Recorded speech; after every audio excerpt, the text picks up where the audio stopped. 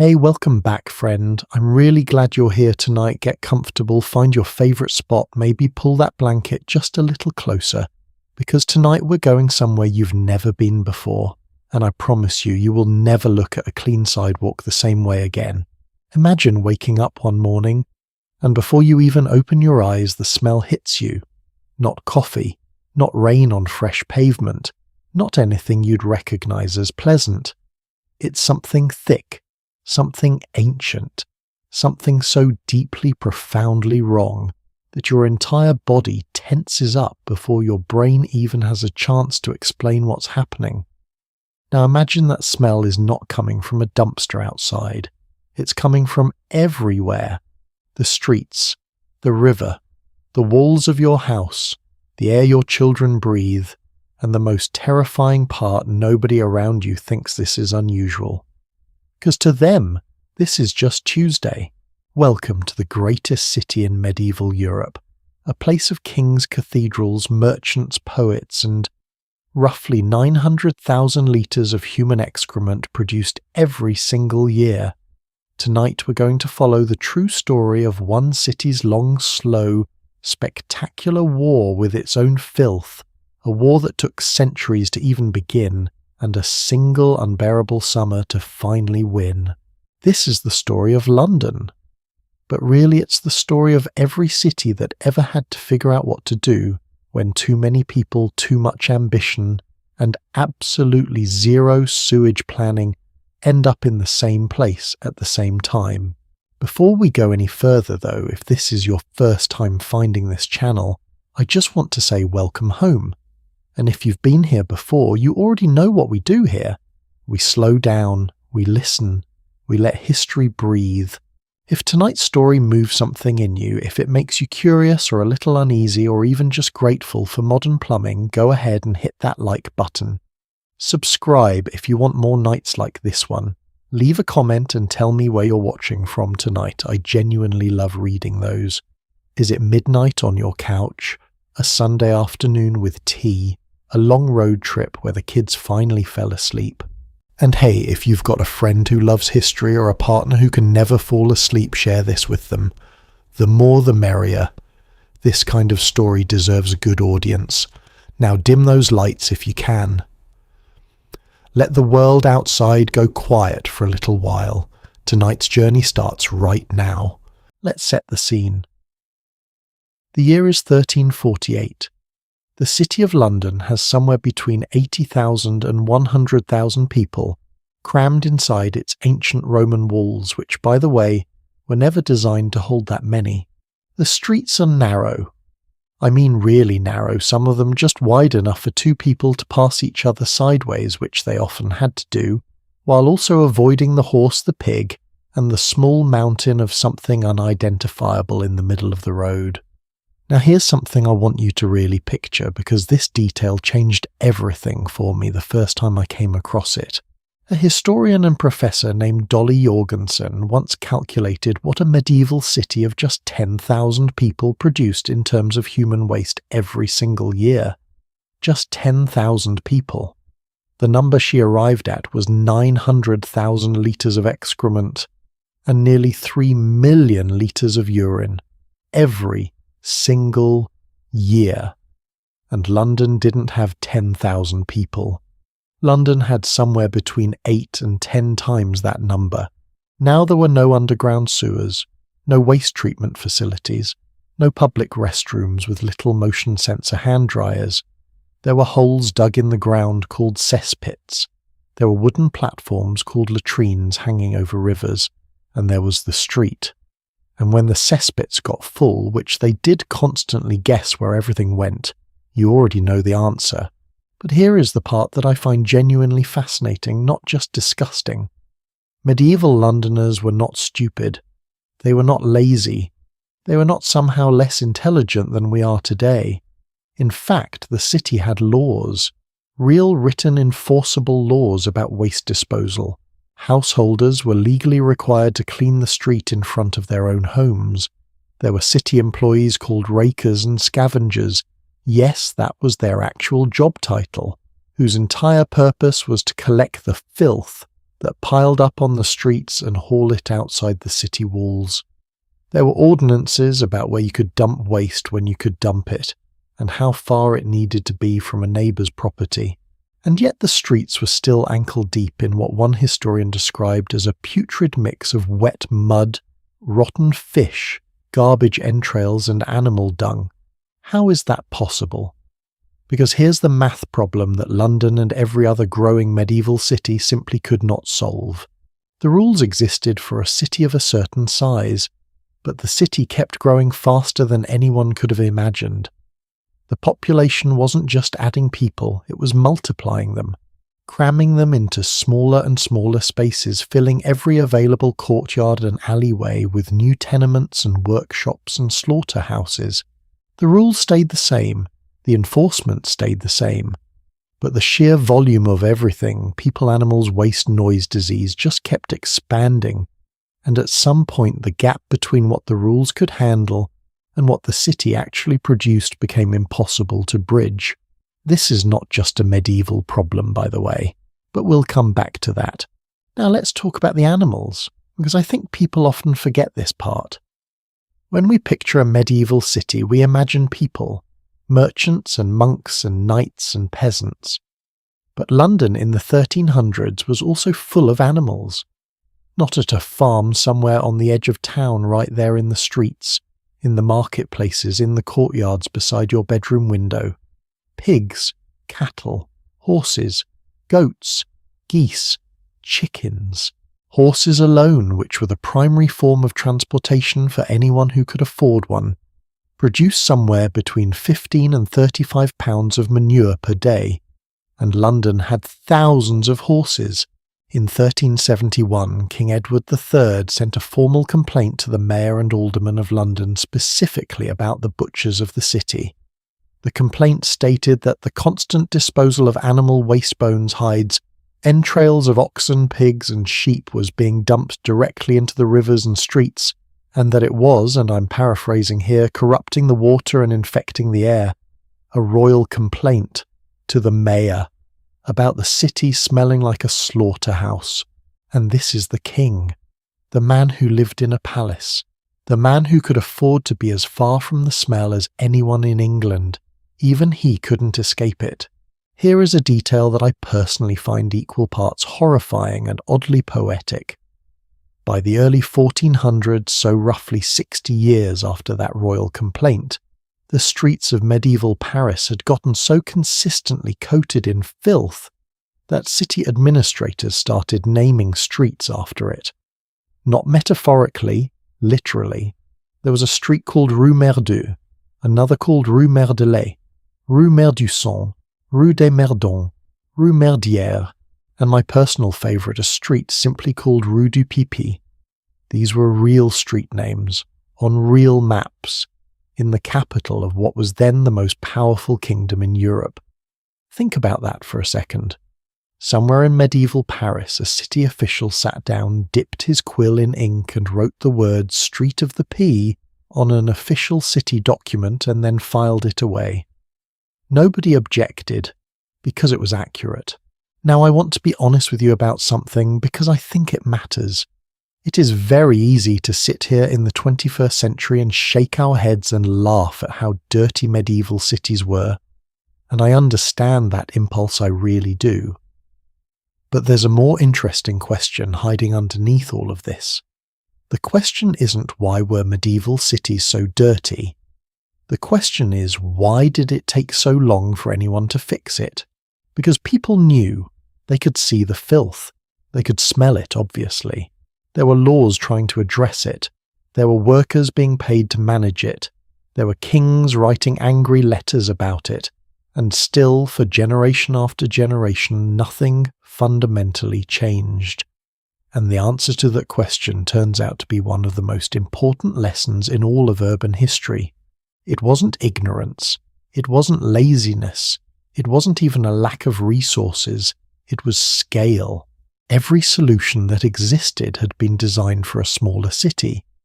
And by the time anyone recognized that the city had outgrown its infrastructure, not just its sewage infrastructure, but its water infrastructure, its street infrastructure, its everything.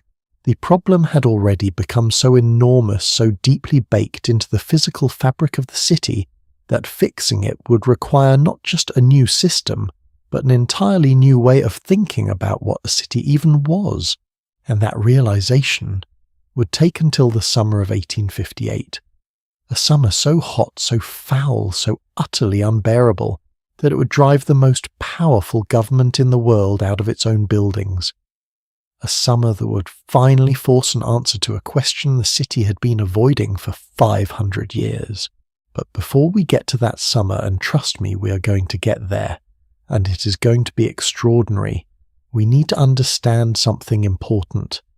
We need to understand how civilizations can move forward and backward at the same time, how a city can forget completely, systematically, catastrophically forget knowledge that was perfectly well understood 1,000 years earlier.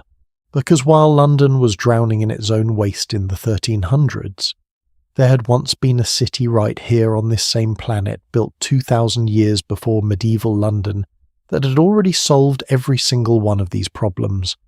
A city with underground sewers, with running water in homes, with public baths that held thousands of people at a time, with a drainage system so well engineered that parts of it are still functioning today. That city was Rome, and what happened to all of that knowledge, that's exactly where we're going next. So we ended part 1 with a question hanging in the air. A civilization arguably the most sophisticated the Western world had ever produced had already solved the problem of urban sanitation more than 2,000 years ago. And yet 1,000 years later, European cities were drowning in their own filth. What happened?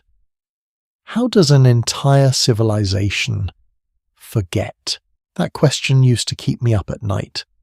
And the answer, when I finally found it, turned out to be both more fascinating and more deeply unsettling than I expected. Let's go back, way back, to a city built on a swamp. Around the year 600 before the Common Era, that's roughly 2,600 years ago, the city that would become Rome had a problem. It sat in a low-lying valley between 7 hills. When it rained, the valley flooded. When it didn't rain, the ground was still marshy and damp and deeply unpleasant. The Forum, the central public gathering place of what would one day be the heart of an empire, was basically a bog. A king named Tarquinius Priscus decided that was unacceptable. He ordered the construction of what would become one of the most extraordinary pieces of engineering in the ancient world. The Romans called it the Cloaca Maxima, which if you translate it directly from Latin means the greatest sewer. And I love that they didn't try to make it sound glamorous. They didn't call it the Grand Canal of Rome or the Sacred Channel of the Eternal City. They called it the greatest sewer, because that is exactly what it was, and they were proud of it. Now I want you to really understand what the Cloaca Maxima actually was, because I think the word sewer doesn't quite capture it. This was not a pipe. This was not a ditch. This was a tunnel.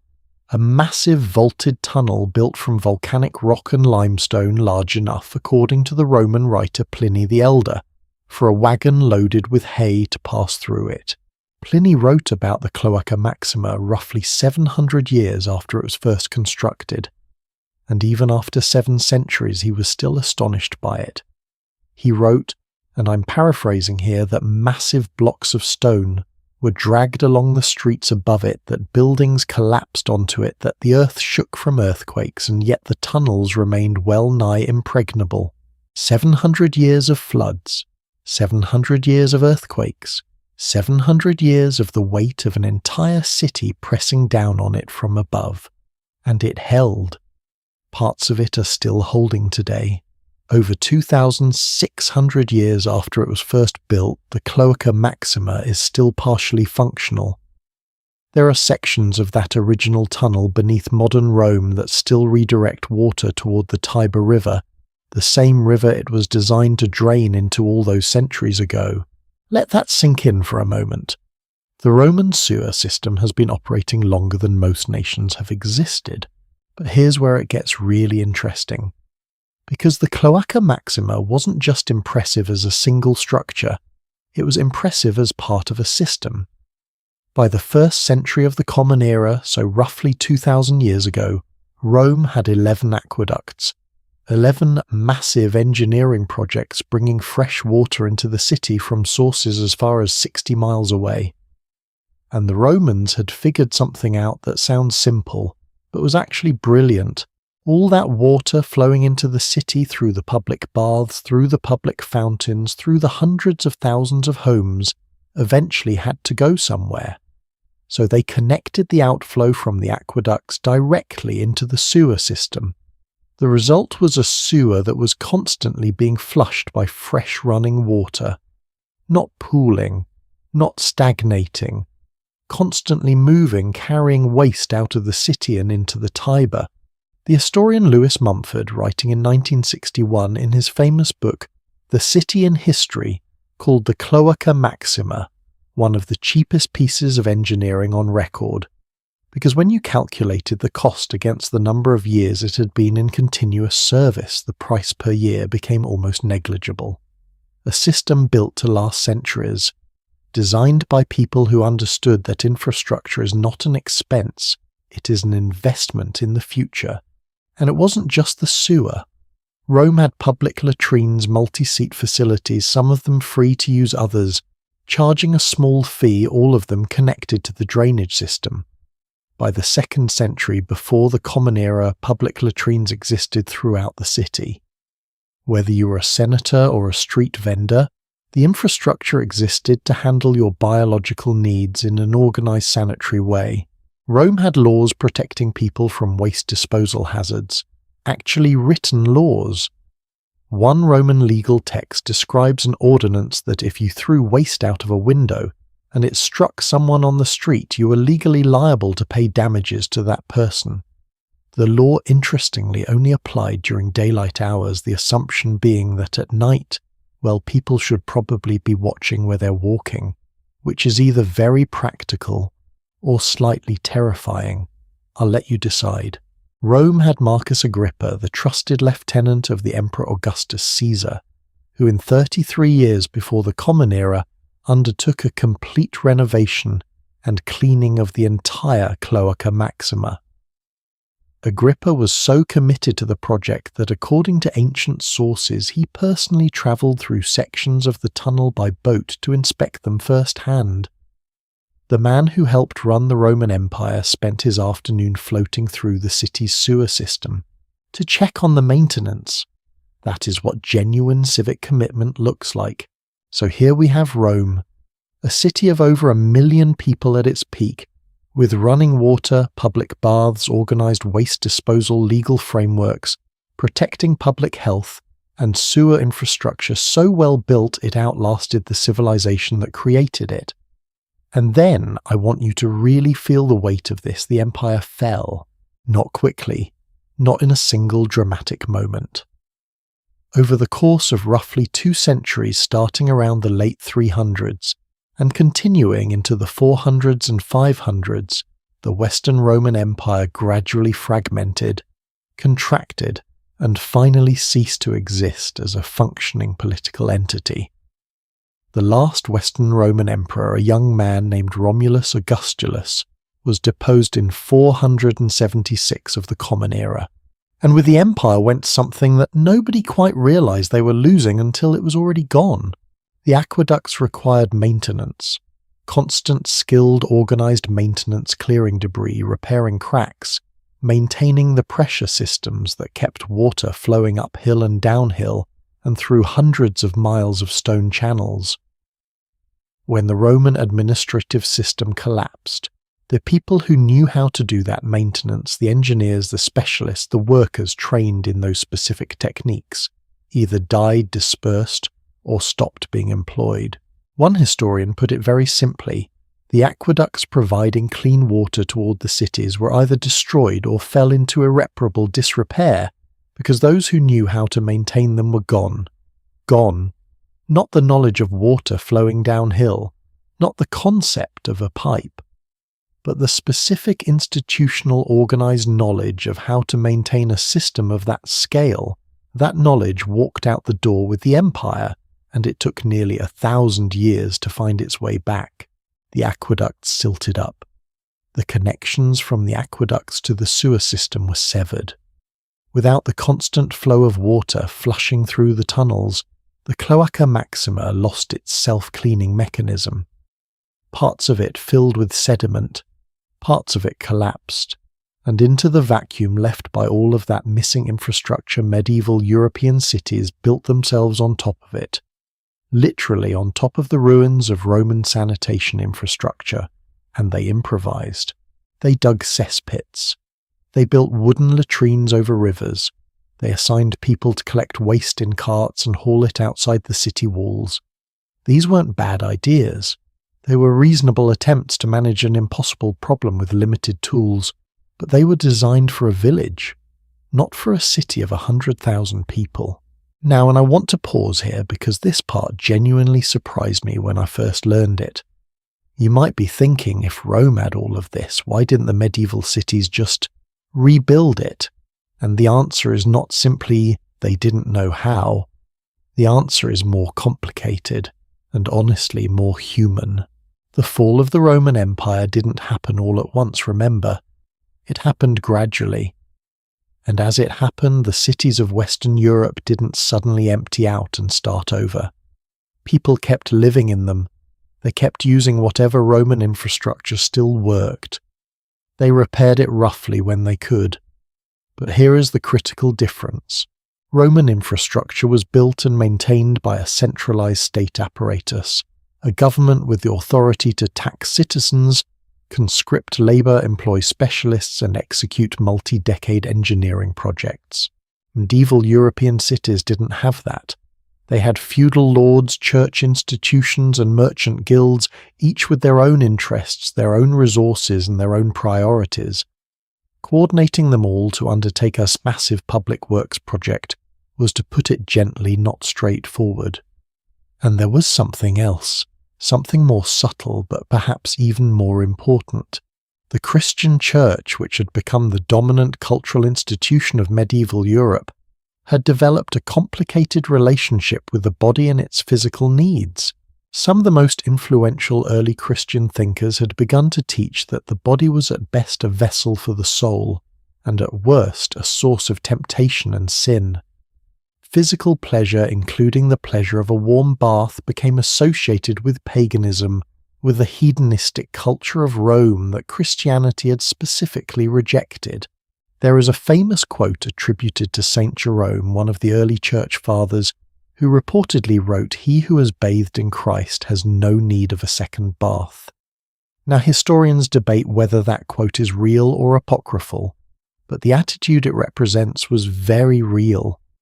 There were prominent religious figures in the early medieval period who went years or even decades without bathing, and were praised for it as a sign of spiritual devotion.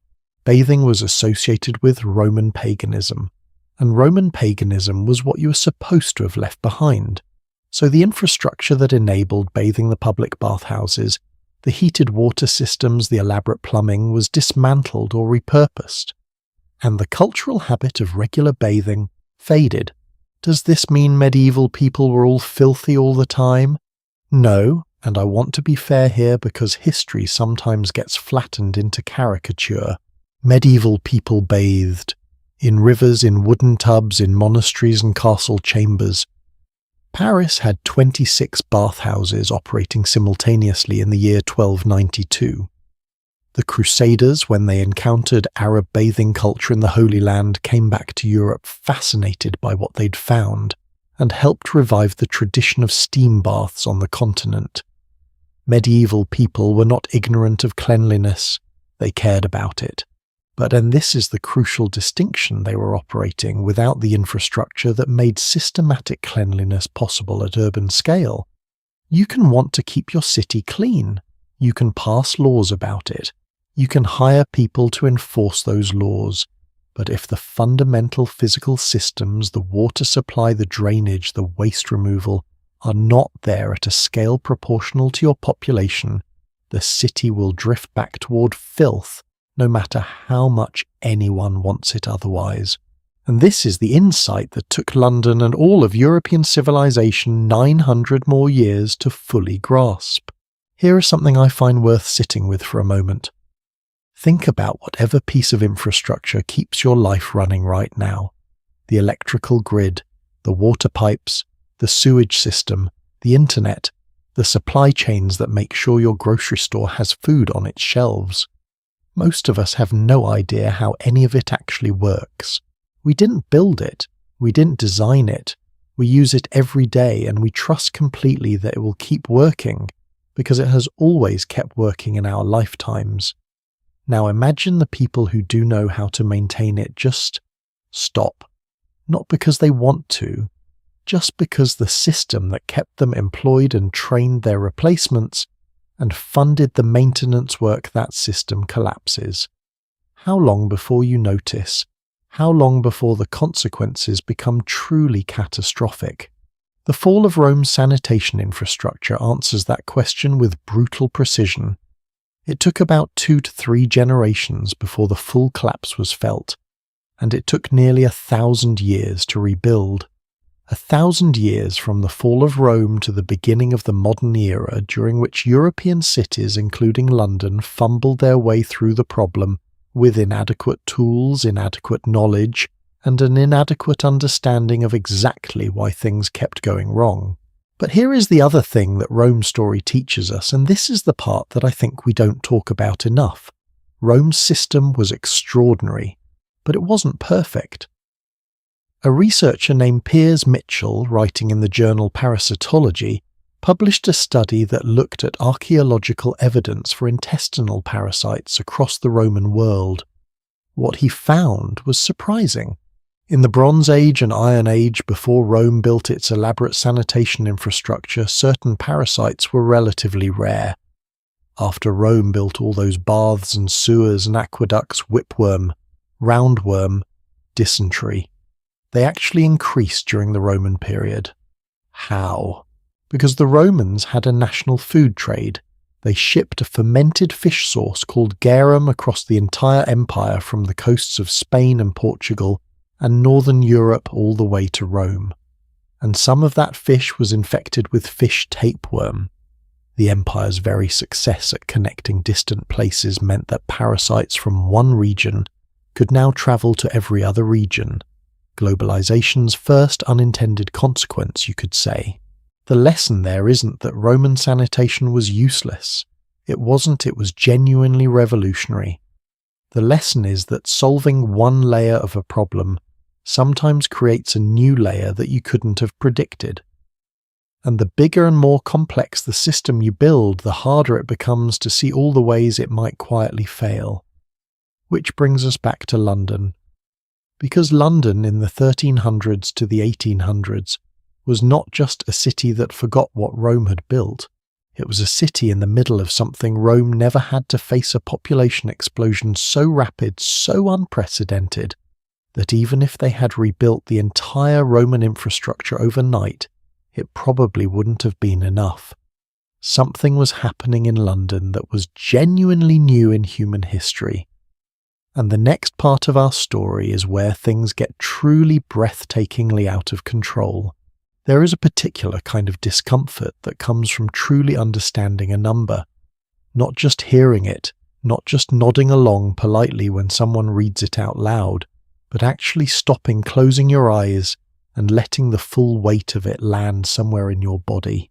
I want to try that with you right now. Ready?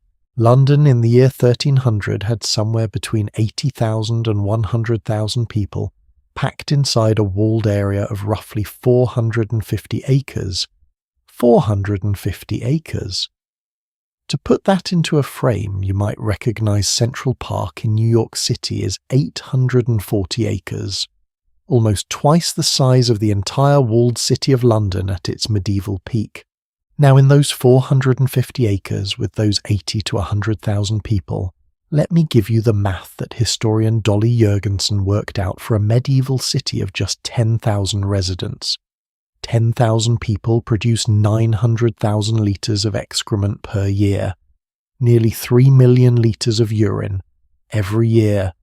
Multiply that by 8, multiply that by 10, and now remember, there is no underground drainage, no flushing system, no organised removal infrastructure at that scale.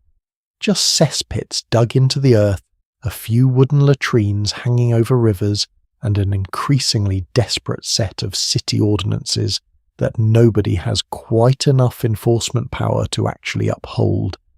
That is what London was sitting on top of, every single day. But here is something that I think gets overlooked in most retellings of this story. People talk about London's filth as if it were just human waste, as if the problem was simply that too many people were relieving themselves in too small a space. That's true, but it's only about half the picture. The other half has 4 legs, sometimes 2 wings, and an absolutely spectacular capacity to make things worse. Medieval London was not just a city of people, it was a city of animals. On Milk Street, which still exists today as a street name in the City of London, cows were kept for milking right there in the urban centre. On Bread Street, bakers kept working horses. Smithfield, to the northwest of the city walls, hosted one of the largest livestock markets in England from the 10th century onward, where tens of thousands of animals changed hands every year and then walked or were carried directly into the city streets. And then there were the pigs. Oh, the pigs. Medieval Londoners kept pigs the way modern city dwellers keep dogs casually naturally as a completely normal feature of urban life. Except that pigs, unlike dogs, have a tendency to break free from their enclosures and wander wherever they please, which they did, constantly. There are records of the city paying men actual salaried city employees whose specific job was to kill unauthorised pigs found roaming the streets. These men were called swine killers, and according to medieval London records, they were paid 4 pence for every pig they dispatched, equivalent to roughly a full day's wages for a skilled craftsman at the time. Think about what that tells you about the scale of the pig problem. This was not an occasional nuisance. This was a job, a real paid, necessary job. Because there were enough pigs loose in London streets at any given moment that someone had to be specifically employed to deal with them. And every one of those pigs, along with every horse, every cow, every goat and chicken and goose, was producing waste. Constantly, in the streets, in the markets, in the alleyways between houses. A single horse produces somewhere between 15 and 35 pounds of manure per day. London had thousands of horses. You can do that math yourself, and I will leave you to sit with the result. Now let me introduce you to a profession that I think deserves far more attention than it usually gets in the history books, the gong farmer. Gong farmers, sometimes called gong fermenters, or simply nightmen, were the workers responsible for emptying London's cesspits. They worked exclusively at night between 9 in the evening and 5 in the morning by law. During daylight hours they were not permitted to carry out their work in the city, partly to spare Londoners the sight, and partly, one assumes, to spare everyone involved a certain amount of social embarrassment. Their tools were simple buckets, shovels and wooden barrels loaded onto carts. Their job was to climb down into cesspits pits that were sometimes 12 feet deep, sometimes more, scoop out the accumulated waste, carry it through the sleeping city and deposit it at designated dump sites outside the walls. The dangers were real and serious. Methane gas accumulates in enclosed pits. There are historical records of gong farmers dying in cesspits overcome by fumes, found the next morning by their colleagues.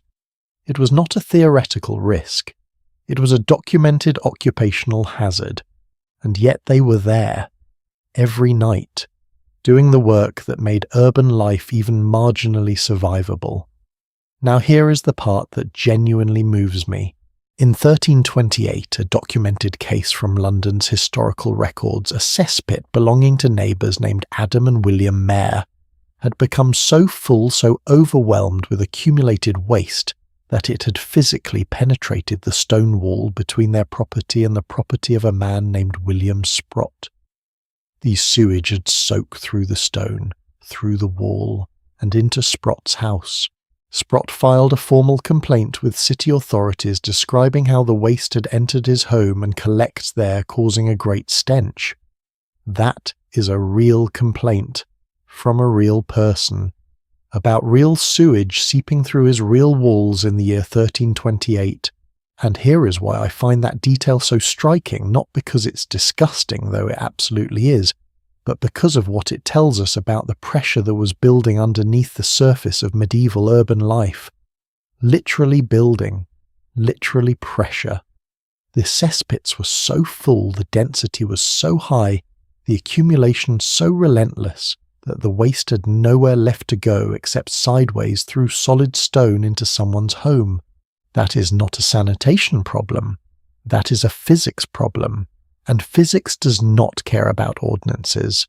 Let's talk about the butchers for a moment, because the butchers of medieval London are a story unto themselves. In a city without refrigeration, meat was sold and processed in centralised areas. London had a famous one called St Nicholas Shambles, a cluster of butcher shops near what is now Newgate, where animals were slaughtered and processed in volume every day. The waste produced by those operations was considerable. Blood, entrails, bones, hides, fat. The heads, hooves, and internal organs of cattle, pigs, and sheep, all of it had to go somewhere, and in the absence of a sanitation system capable of handling that volume, the somewhere was almost always the nearest waterway. In 1368, so slightly before the famous complaint from King Edward III about butcher waste that we mentioned in Part 1, the Mayor and Aldermen of London issued a declaration specifically about the butchers of St Nicholas Shambles. The document stated in their own words that because of the butchers' waste disposal practices, the water was rendered corrupt and generated fetid smells. Their recommendation moved the slaughterhouses outside the city. The king agreed. An official decree was issued. Now here is the part where history gets to remind us of something important. 40 years later, the same complaint was being filed again. The butchers were still there. The waste was still going into the river. The river was still, in the city's own words, corrupt and fetid.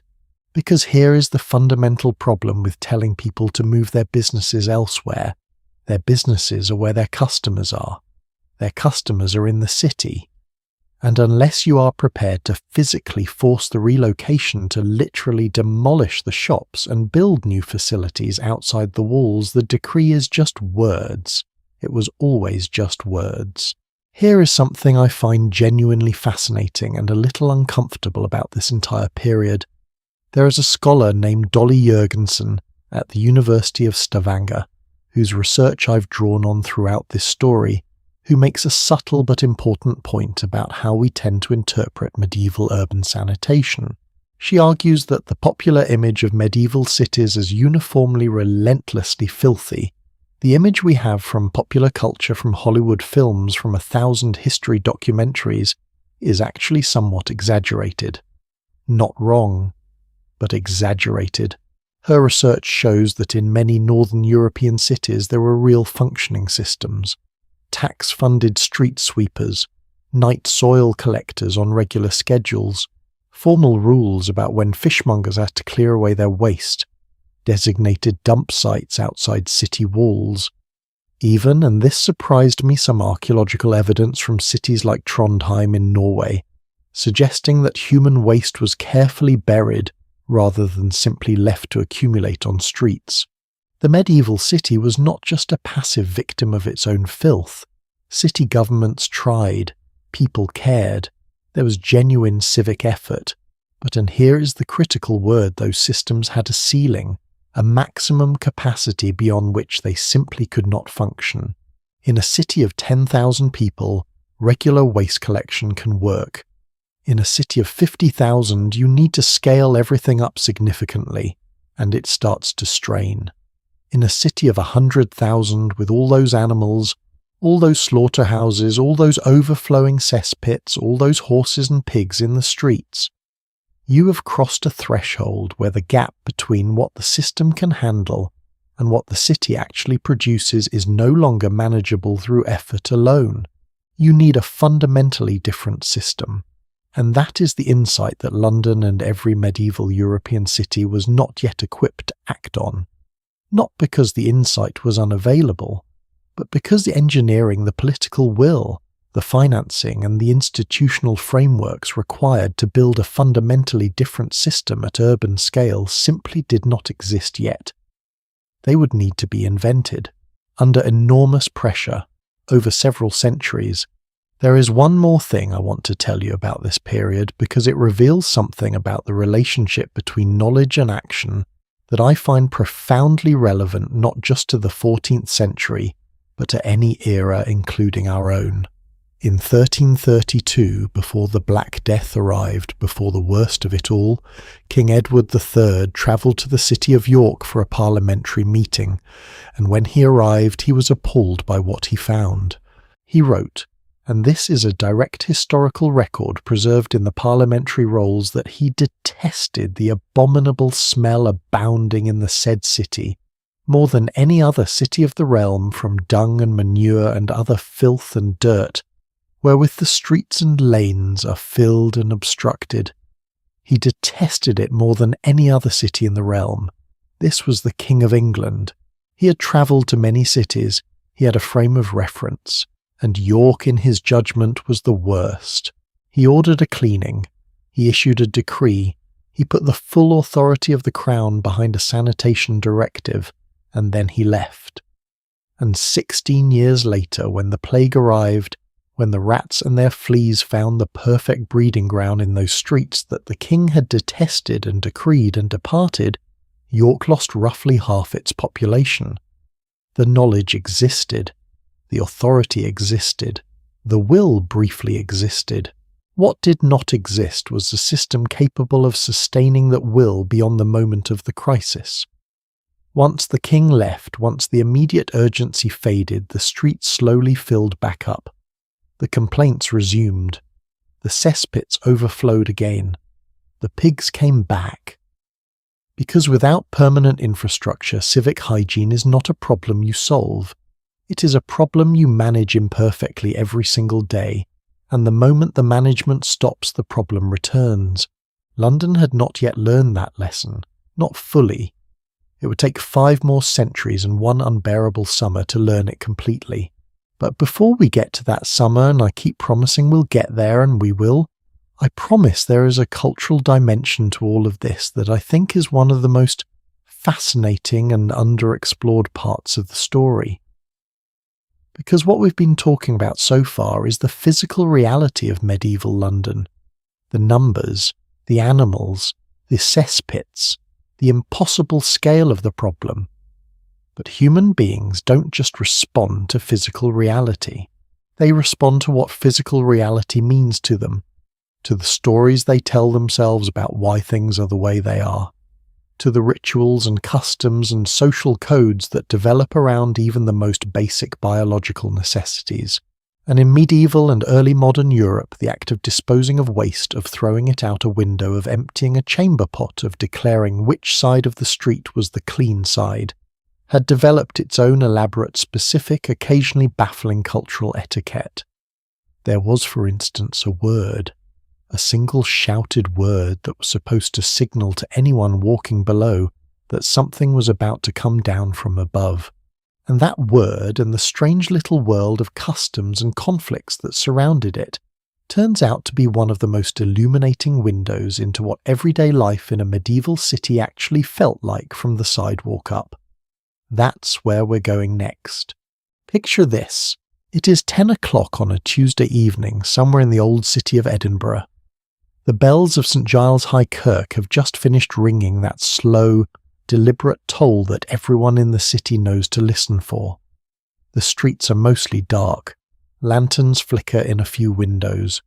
You're walking home after a long day, tired, maybe a little cold, navigating the narrow cobblestone alley between 2 rows of towering tenement buildings that rise 5, 6, 7 stories above you on either side. You're thinking about nothing in particular, and then from somewhere far above you hear a shout. One word. Gardyloo. You have about 2 seconds, maybe 3 if you're lucky. Your body moves before your brain does. You press yourself against the wall. You cover your head.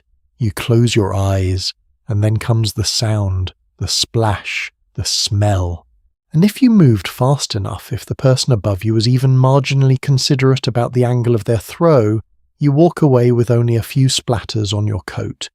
If you did not move fast enough, well, you have a very different kind of evening ahead of you.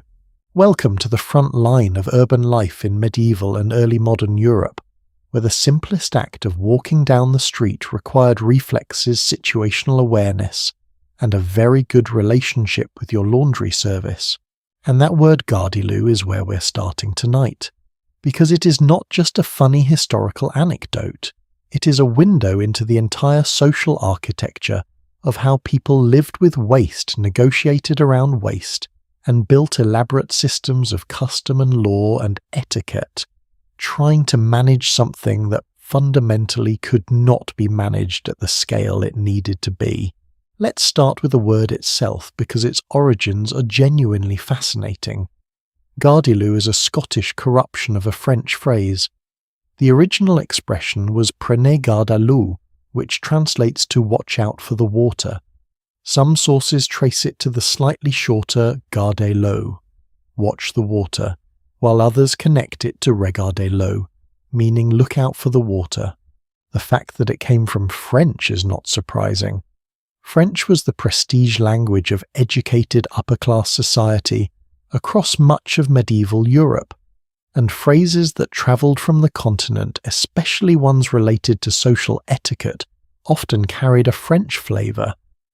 What is surprising is the documented moment this word entered official record. According to the Wiktionary etymology, the word Gardyloo first appears in writing in 1662 in the Burgh Records of Edinburgh. That's an official city document, not a piece of literature, not a poem, an administrative record.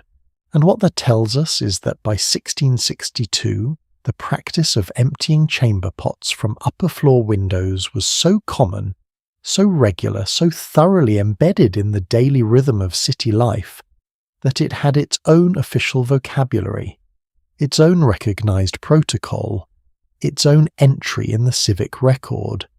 This was not an occasional accident. This was routine. This was the system. Now let me paint the full picture of how this actually worked, because there's more social structure here than you might expect. Edinburgh at the time was a city of extraordinary vertical density. The medieval street plan followed the natural geography of a long ridge, running from Edinburgh Castle down to Holyrood Palace. On either side of this central ridge the land dropped away steeply, creating narrow valleys. And because there was only so much room on the ridge itself, the city grew upward. The tenement buildings of Edinburgh's Old Town were genuinely tall by the standards of the era. Some reached 10 stories or more, remarkable structures for a pre-industrial city, and ones that created their own very particular challenges. By the late 1700s, when Daniel Defoe visited Edinburgh, he wrote that he believed no city in the world had so many people living in so little space. The population density was astonishing. Multiple families sharing a single building, a single staircase, sometimes a single floor, and all of them with exactly the same biological needs, and all of them with exactly the same, extremely limited options for where to send the resulting waste. The answer for many residents was the window. Here is the official system as it was formalised over time. In Edinburgh, by custom and eventually by law, the acceptable window for emptying chamber pots was the nighttime hours. The bells of St Giles at 10 in the evening were effectively the starting gun. From that moment until the following morning, the windows opened and the city, as one historical document described it, resounded with one universal cry, Gardyloo. One observer in 1745 wrote that as soon as St. Giles' clock struck 10, the windows were simultaneously opened for a general discharge, and he noted with some dark humour that this must have rather alarmed Prince Charles's followers when they occupied the city that year. Imagine occupying a foreign city and discovering that at precisely 10 o'clock every single night the entire population simultaneously begins throwing the contents of their chamber pots out the windows. Military manuals do not prepare you for that.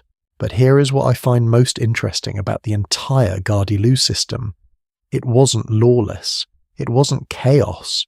It was a negotiated social ritual, with rules, with responses, with etiquette. When you heard Gardyloo called from above, you had a recognised response. In Scotland, the callback was "Hold your horn, hold your hand," which was the pedestrians' official request for a brief pause, giving them time to step into a doorway and reduce the splash radius. Think about that for a moment. There was an established call, an established response, an established grace period. Everyone in the city knew the system. Everyone participated in it. This is not a culture of careless disregard. This is a culture that has organised itself around an unavoidable problem as thoughtfully as it can given the tools available. The problem is not the attitude of the people. The problem is the architecture. When you live 10 stories above the street with no plumbing, no running water, no connections to a drainage system, and a full chamber pot that needs emptying before morning, what exactly are your options? You carry it down 10 flights of stairs through multiple families' shared stairwell in the dark and somehow dispose of it. Where? In the street. That's the same result, just closer to ground level. Into the cesspit is already overwhelmed. For many residents, the window was not a choice born of laziness or indifference.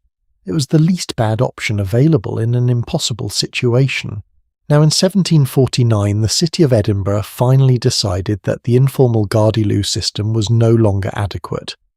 And so they passed a law. It was called with magnificent directness the Nastiness Act. You have to appreciate a legislative body that names a bill exactly what it is. The Nastiness Act formalised the hours during which waste could be disposed of from windows. Between May and July, it was permitted between 9 in the evening and 6 in the morning. Between October and February, it was allowed between 8 in the evening and 8 in the morning. And the penalty for violating these hours was a fine of 5 shillings. 5 shillings was not trivial. It was a meaningful amount of money for many residents. The city was serious. And yet the smell did not go away. In 1773, 24 years after the Nastiness Act, the English writer and lexicographer Dr. Samuel Johnson visited Edinburgh with his friend James Boswell. Boswell describes the moment they walked arm in arm up the High Street toward his home in James's Court as a dusky night. He writes with a sort of rueful resignation that he could not prevent his being assailed by the evening effluvia of Edinburgh. His companion Dr. Johnson walked through the lingering smell of Edinburgh's streets, and in the dark turned to Boswell and said quietly, "I smell you in the dark." That sentence is still one of my favourite things anyone has ever said about urban sanitation. It is simultaneously a complaint, a philosophical observation, and coming from one of the greatest literary minds of 18th century England, a kind of unintentional poetry. Here is a question worth sitting with for a moment.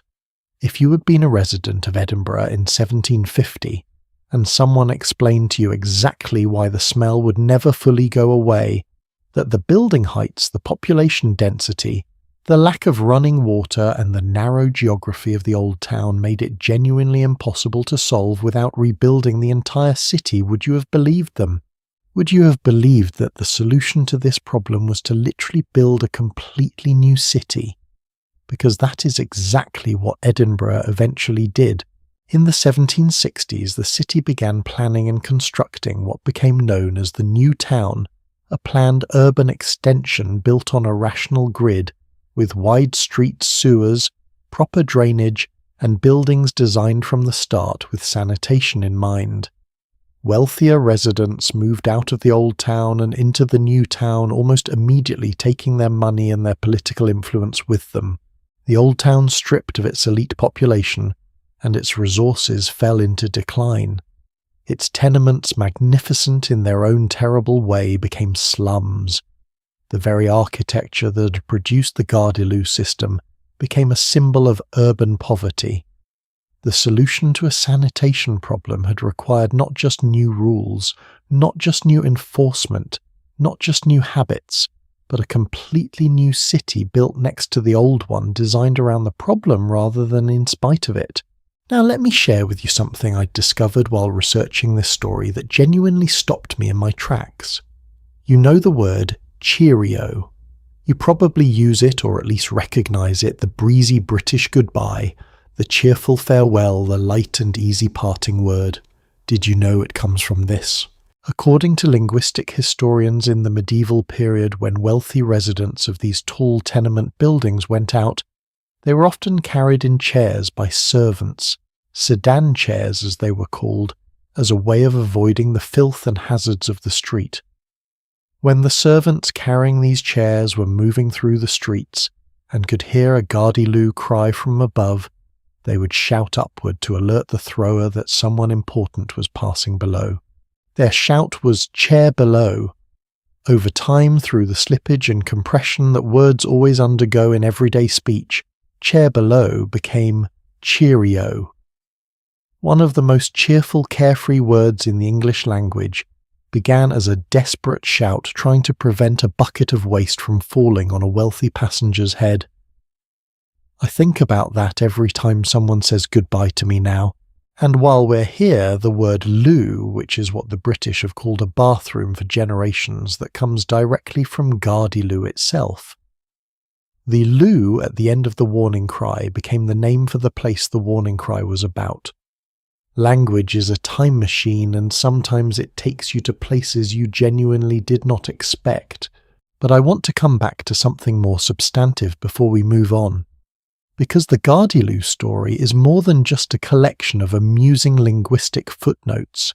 Think about what that entire system represented. The warning cry, the official response, the nastiness act, the hours of permitted disposal, the 5-shilling fines. All of it was effort. Real, genuine, organised civic effort to manage an impossible problem. And all of it was fundamentally backward-facing. What I mean is every single element of the Gardyloo system was designed to manage waste after it had already been produced in buildings that had no drainage. No one in Edinburgh in 1749 sat down and said, "What if we built the buildings differently? What if we created a drainage network? What if we restructured the entire physical infrastructure of the city so that this problem doesn't exist in the first place?" Because that kind of thinking requires something that is extraordinarily rare in human history, the ability to imagine with sufficient clarity and conviction a world that is fundamentally different from the one you currently live in. When you have grown up with the Gardyloo cry, when everyone you know has grown up with it, when it has been part of the sound of the city for generations, it stops being a problem to solve and starts being just the way things are. The sociologists have a term for this normalization of deviance, the gradual process by which something that should be seen as dangerous or unacceptable becomes so familiar that it stops triggering the alarm response that it should.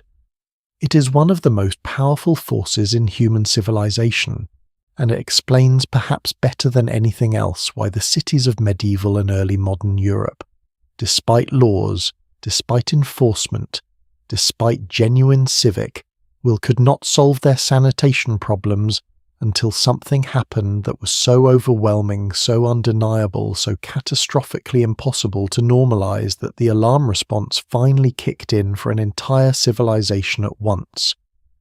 What that something was in London's case we're getting closer to, but first we need to cross the English Channel. Because while Edinburgh was developing the Gardyloo system, and London was debating its cesspits, a city was quietly becoming the most extravagant paradox in European history.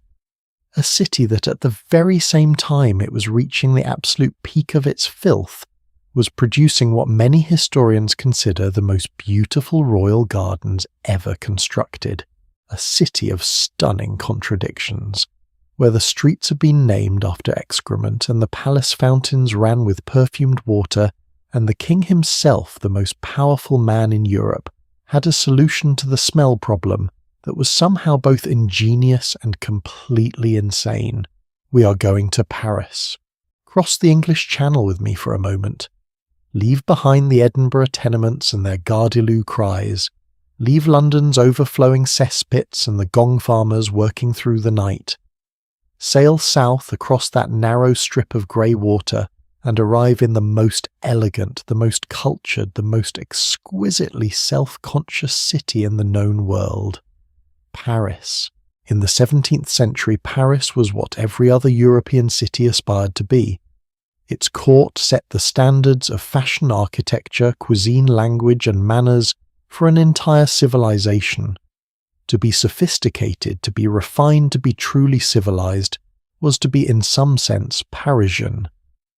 And yet, if you had walked through the centre of medieval Paris on any given day, you would have made your way past streets with names like Rue Merdeux, Rue Merdelais, Rue Merdusson, Rue des Merdons, Rue Merdière, all of them named for the French word merde, which, if you don't know, French means exactly what you think it means. And alongside those streets tucked away on a municipal map as though it were the most natural thing in the world, a lane simply called Rue du Pipi. These were real streets, on real maps, in the most fashionable city in Europe. Now, I've thought about this a great deal, and I keep coming back to one question. What does it mean for a civilization to name its streets after excrement? The easy answer is it means things were very dirty. But I think the more interesting answer is different. I think it means something was working after a fashion. Because here is what those street names tell us that we often miss. The people who named those streets were not embarrassed by them. They were not naming them ironically or as a joke or as a rebuke. They were naming them the way you name any geographic feature descriptively. The way you call a river clear water or a hill the tall one. You look at it, you find the most obvious characteristic, you give it a name. In medieval Paris, the most obvious characteristic of those particular streets was what flowed through them. And that fact, the simple acceptance of it, the administrative matter-of-factness of it, reveals something profound about how people understood their urban environment. This was not hidden. This was not shameful. This was just the way the city was catalogued and mapped and named accordingly. The question that haunts me is, what would a map of our own cities look like if we named things with that same brutal honesty? But let us not let Paris off too easily. Because Paris did not just have a few dirty streets. Paris in the mid-17th century was in a state of crisis. The city had grown dramatically.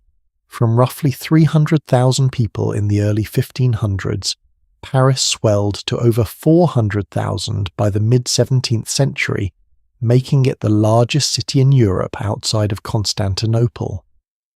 That level of population growth, crammed into a medieval street plan never designed to accommodate it, had produced conditions that shocked even people who were accustomed to urban squalor. The Seine, the river that literally defined Paris, the river around which the entire city was organized, had become by the 1600s essentially an open sewer. Tanneries on the left bank dumped their chemicals and animal waste directly into the water. Slaughterhouses near Les Halles let blood and entrails run in rivulets toward the river. The smaller tributaries of the Seine streams that had once been clear enough to drink from had turned the colour of clay and smelled accordingly, and the streets themselves. One historical account from the period describes the condition of Paris so vividly that it has stayed with me since the first time I read it. A witness described the roads of Paris as a mixture of water, animal blood, rotting food, and human waste. forming a compound so thick that it had its own name. Parisians called it la boue de Paris, the mud of Paris. And unlike ordinary mud, this substance did not dry out in summer. It only thickened and concentrated, and began to produce its own particular smell. The French language, being the French language, even developed a specific vocabulary for the phenomenon. Here is the peculiar genius and the peculiar blindness of Louis XIV. Louis XIV is perhaps the most powerful monarch who ever ruled France, the Sun King. The man who looked at the French nobility and said essentially, "You will all come and live in my palace at Versailles where I can watch you." The man who built Versailles specifically to project an image of absolute, unassailable, divine-touched power, and Versailles was genuinely extraordinary. The gardens of Versailles, designed by the great landscape architect André Le Nôtre, remain to this day among the most breathtaking formal gardens ever created. There were over 1,600 water jets operating by the end of Louis XIV's reign, fed by an engineering system considered one of the wonders of the age. Kings and ambassadors from across the world came to Versailles and genuinely could not believe what they were seeing. So here is the paradox I promised you. At the exact same moment that Paris was reaching the highest levels of filth in its history, at the exact moment that La Boue de Paris was at its worst, the streets were at their most impassable, the Seine was at its most polluted, Louis XIV was channeling the most advanced hydraulic engineering of his era into making sure the fountains of Versailles ran perfectly. He built a machine, a contraption of wheels and pumps driven by the power of the Seine at Marly, that was considered the eighth wonder of the world at the time, capable of pumping millions of gallons of water uphill to supply the fountains of Versailles. Iron pipes stretched 18.5 miles from the river to the palace grounds. Iron pipes, miles of them, to supply the fountains, while Paris itself had no covered sewers, while the streets were named after excrement, while 400,000 people drank from the same river that received the city's waste. Now, I want to be fair to Louis XIV here, because history is never as simple as it looks from the comfortable distance of 400 years. He was not indifferent to Paris. In 1666, the year before, he appointed the man who had become France's first Lieutenant General of Police Louis, and his finance minister Jean-Baptiste Colbert convened a committee to address the disorder of the capital. The meeting was held with deliberate symbolic weight in the magnificent gallery of the Royal Chancellor's home on the Rue de Grenelle, a room lined with soaring windows and elaborate plasterwork frescoes.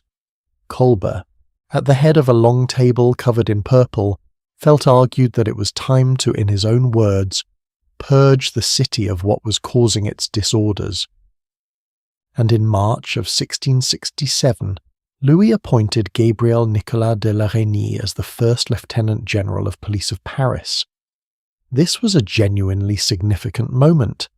La Reynie was not just given the authority to enforce laws, he was given the authority to create them, to organize the existing patchwork of competing civic institutions into something resembling a unified urban government, and to implement for the first time in Paris's history a systematic approach to public order.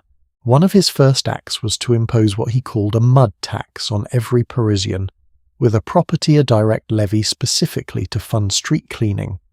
La Reynie imposed that tax to the grumbling of citizens, and used the proceeds to fund regular street sweeping across the city.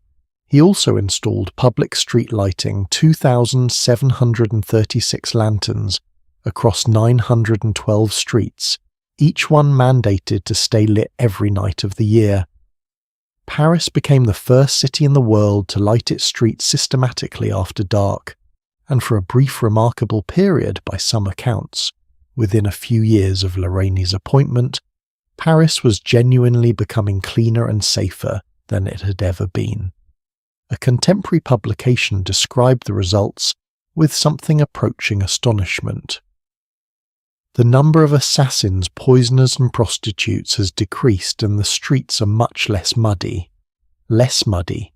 Not clean, but less muddy. Progress. But then there is Versailles. And Versailles, as it turned out, was not exempt from the problem that had brought Paris to its knees. Let me tell you something about the Palace of Versailles that they do not put on the tourist brochures.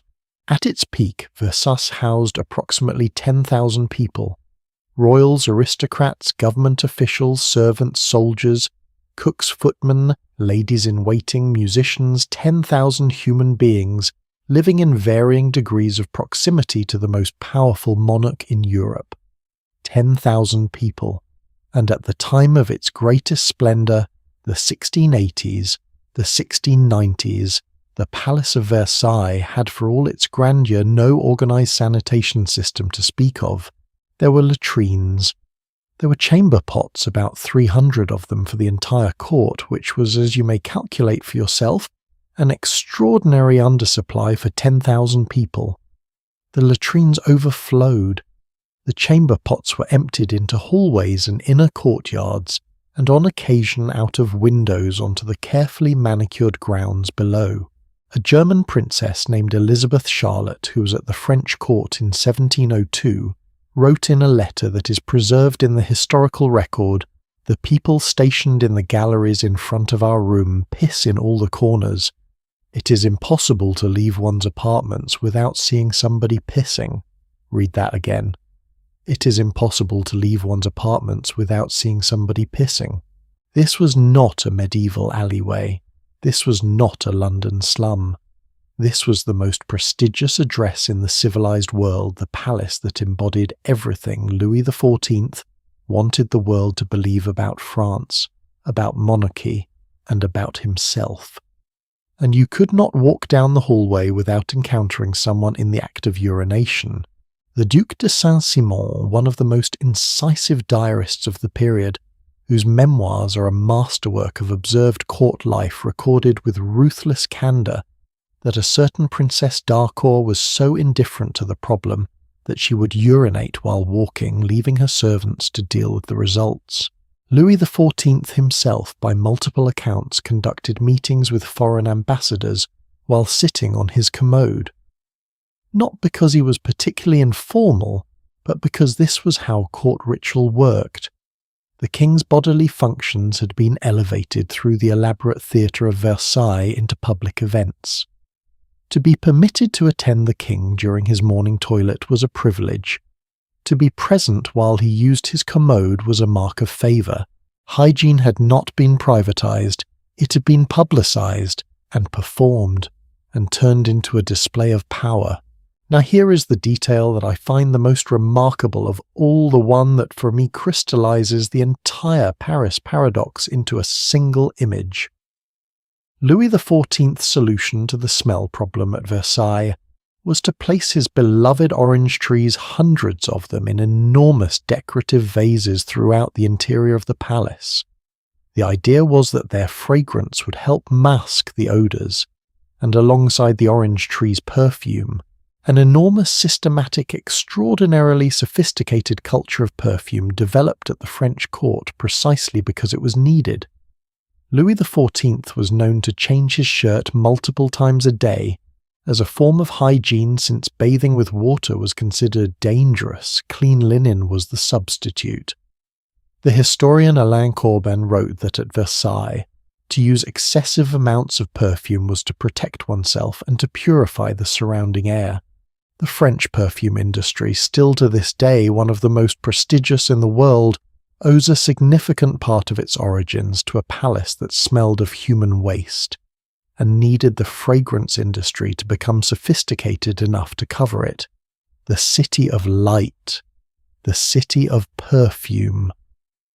Both names, it turns out, contain a story about the smell of a city that Paris was desperately trying to leave behind.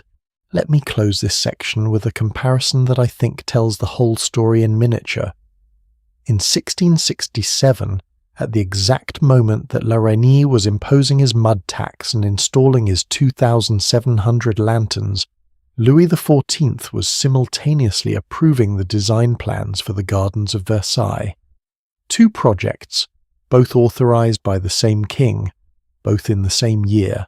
One project cost the equivalent of millions in modern currency and involved the most ambitious hydraulic engineering in the world: iron pipes, pumping stations, reservoirs, 1,600 water jets to make the fountains of a royal garden run continuously. The other project imposed a small tax on citizens to fund people with brooms. One of these projects is remembered today as one of the great achievements of French civilization. The other is a footnote, and that asymmetry, the enormous energy directed towards spectacle, and the modest, grudging, insufficient effort directed toward the basic sanitary needs of 400,000 people, captures something important about how power and beauty and public health have always existed in uncomfortable tension with each other.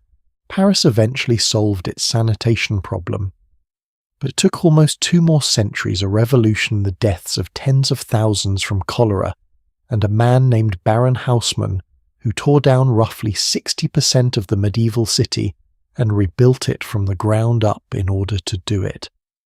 The streets named after excrement are gone now, renamed, absorbed, demolished. The medieval geography of Paris that produced them no longer exists, but beneath the broad boulevards and the elegant arrondissements that replaced them, the memory of what Paris once was, what it smelled like, what it cost the people who lived there, still lies quietly in the archaeological layers under the city's feet. We have been looking at this problem from a distance, from a historian's vantage point, from the perspective of kings and city planners and writers who observed it from above. But I want to bring us back down to street level, because this story is not at its core about monarchs and their fountains and their paradoxes. It is about ordinary people, the people who actually lived in these cities, who actually worked in them, who actually breathed the air and drank the water and every night went to sleep and woke up the next morning to find that nothing had changed. And among those people there was a group whose existence was the most necessary and the most invisible, whose labour was the absolute foundation on which every city in this story was built, and who have received almost no recognition in the centuries since. We need to talk about the night soil men. Lend everything we have been talking about: the cesspits, the gong farmers, the pigs in the streets, the chamber pots flung from upper windows, the streets named after excrement. All of it was unpleasant. All of it was costly. All of it made life in medieval European cities harder, shorter, and less dignified than it should have been. But unpleasant and deadly are different things, and in October of 1347 unpleasant became something else entirely. A fleet of Genoese trading ships docked at the port of Messina in Sicily. The sailors aboard them were already dying. Those who weren't dead yet had strange black swellings at their armpits and in their groins, swellings the size of eggs or apples oozing blood and pus. The ships were ordered back out to sea immediately. The port authorities of Messina refused to let the sailors disembark, but it was already too late. The rats had left the ships before anyone could stop them, and the rats carried fleas, and the fleas carried Yersinia pestis. And in the weeks and months that followed, a disease that would kill between 75 and 200 million people began its march across the most densely populated, most thoroughly filth-soaked continent on Earth. Welcome to the Black Death. Now I want to tell you this story with the honesty it deserves, because the Black Death is one of those events in history that we think we understand. We have the images, the beak-nosed plague doctors, the death carts, the crosses painted on doors, the bonfire pyres. We have the statistics: 1/3 of Europe's population, 25 million dead in 5 years, entire villages erased from maps. But the experience of it, what it actually felt like to live through or to try to live through, is something that most retellings gloss over in the rush to get to the numbers. So let me slow down for a moment and tell you what it was actually like. The first sign was fever. Then came the swellings, the buboes they were called from the Greek word for groin because that was where they often first appeared. Swellings so painful that infected people could not walk, could not sleep, could not lie still.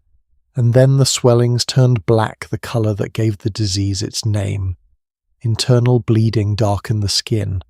Whole patches of a person's body would turn the colour of bruised night. Most people died within 2 to 7 days of those first symptoms appearing. 2 to 7 days, from feeling perfectly healthy to dead in under a week. The physician Gentile da Foligno, chief physician at the University of Perugia and one of the most respected medical minds in Italy, wrote in 1348 that this was worse than anything he had ever encountered in his entire career. He died of the plague before the year was out. Here is what I want you to understand about why the plague spread the way it did. It did not simply kill people at random. It followed the geography of filth with terrifying precision. Cities which we have spent 5 parts of this story understanding as environments of accumulated waste of rats and fleas and overflowing cesspits of water that was more sewage than river cities died at catastrophic rates. In crowded urban areas, mortality could reach 50%, half the population.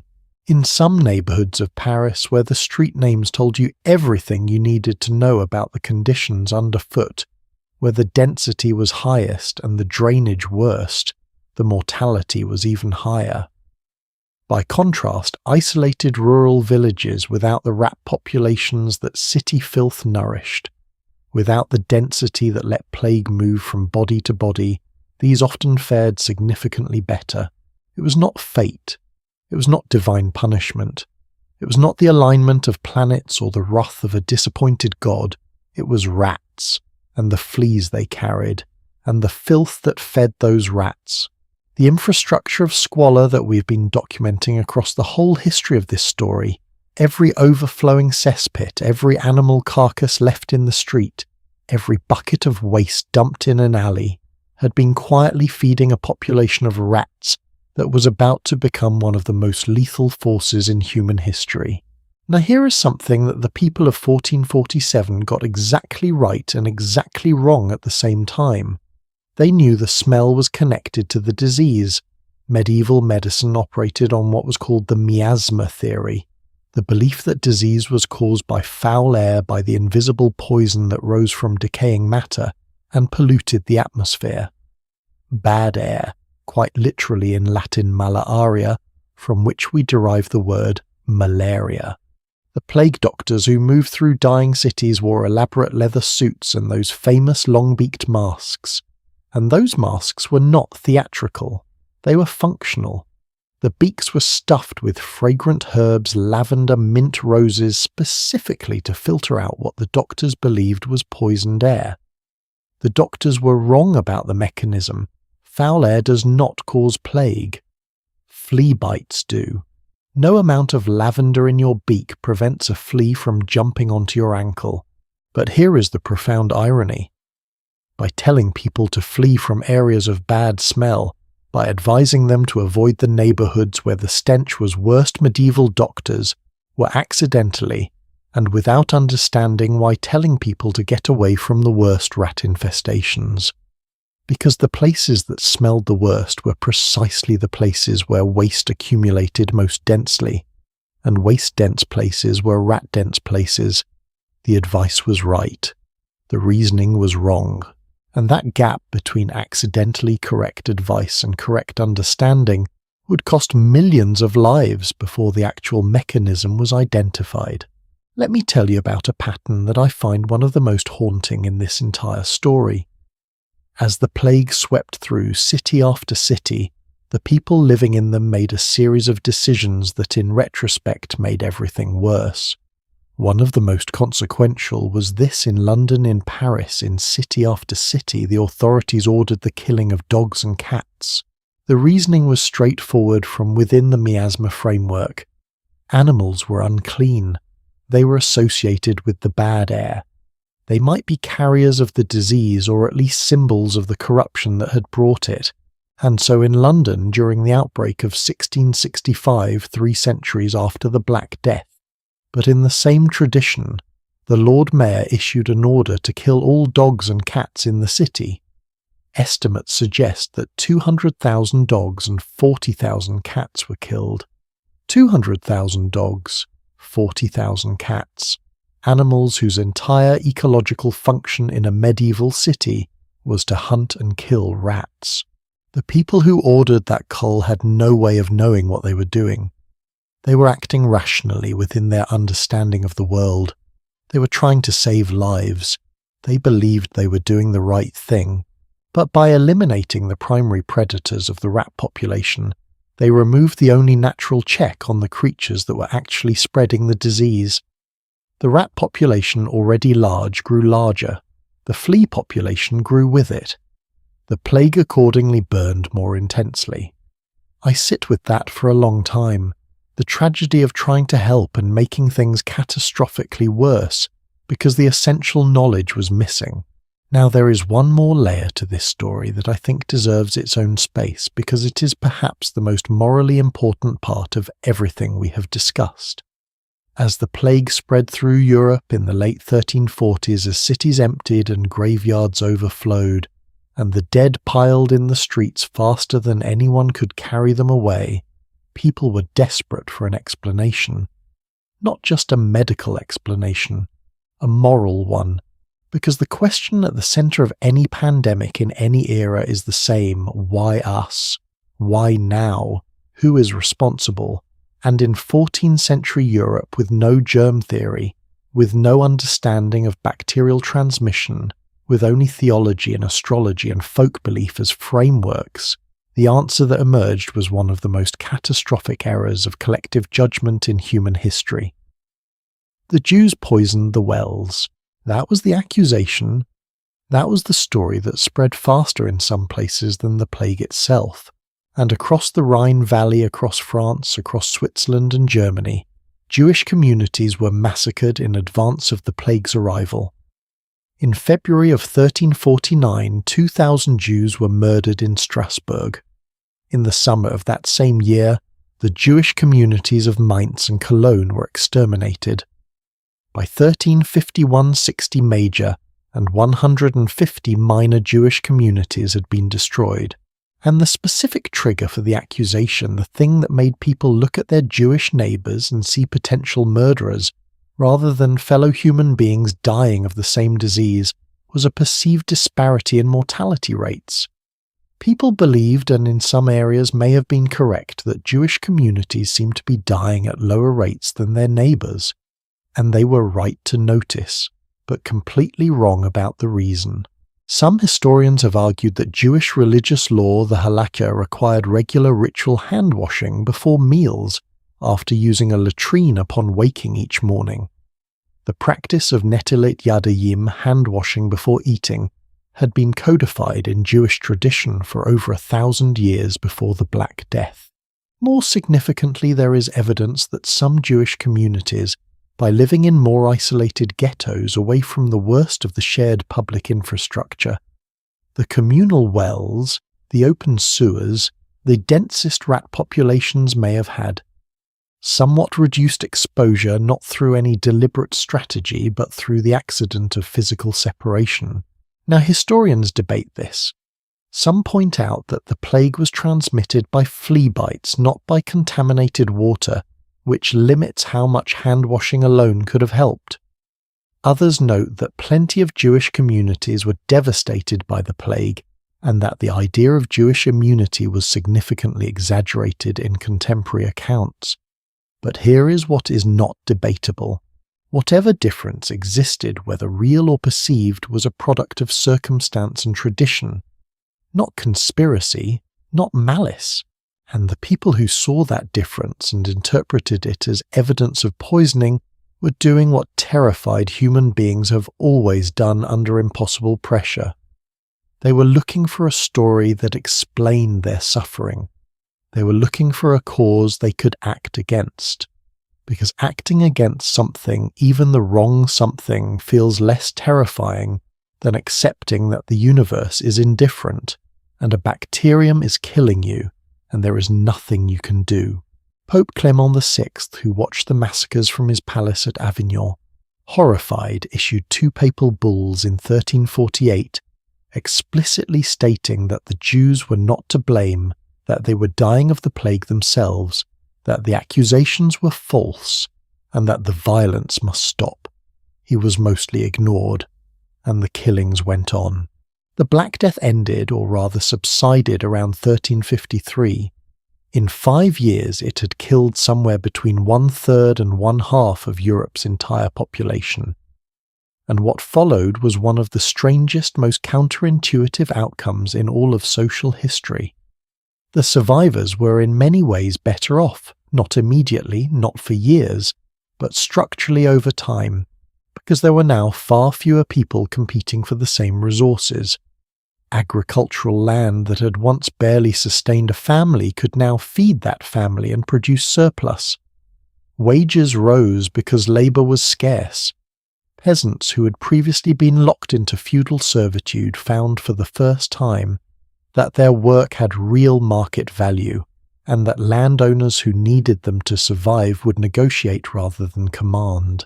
In some sense, the plague broke open the medieval social structure in ways that centuries of gradual change had not managed. The catastrophe created the cracks through which the Renaissance would eventually emerge, but the sanitation problem, the filth, that had nourished the rats, that had spread the fleas, that had carried the bacteria, with 1/3 of the population gone, the immediate pressure was reduced.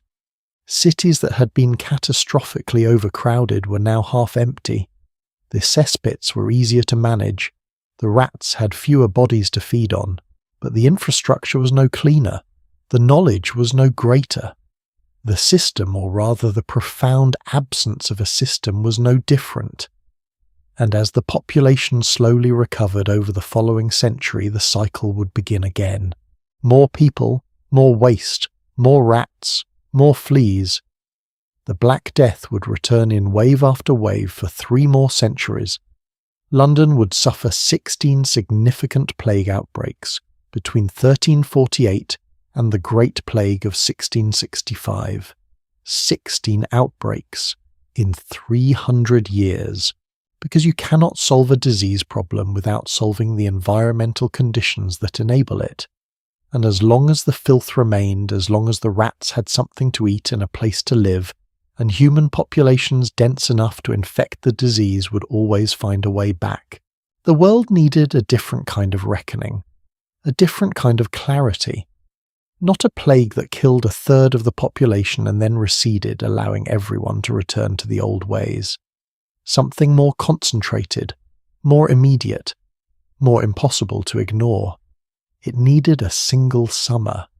One summer so hot, so foul, so absolutely overwhelming in its sensory assault that the most powerful people on earth would finally be forced to act.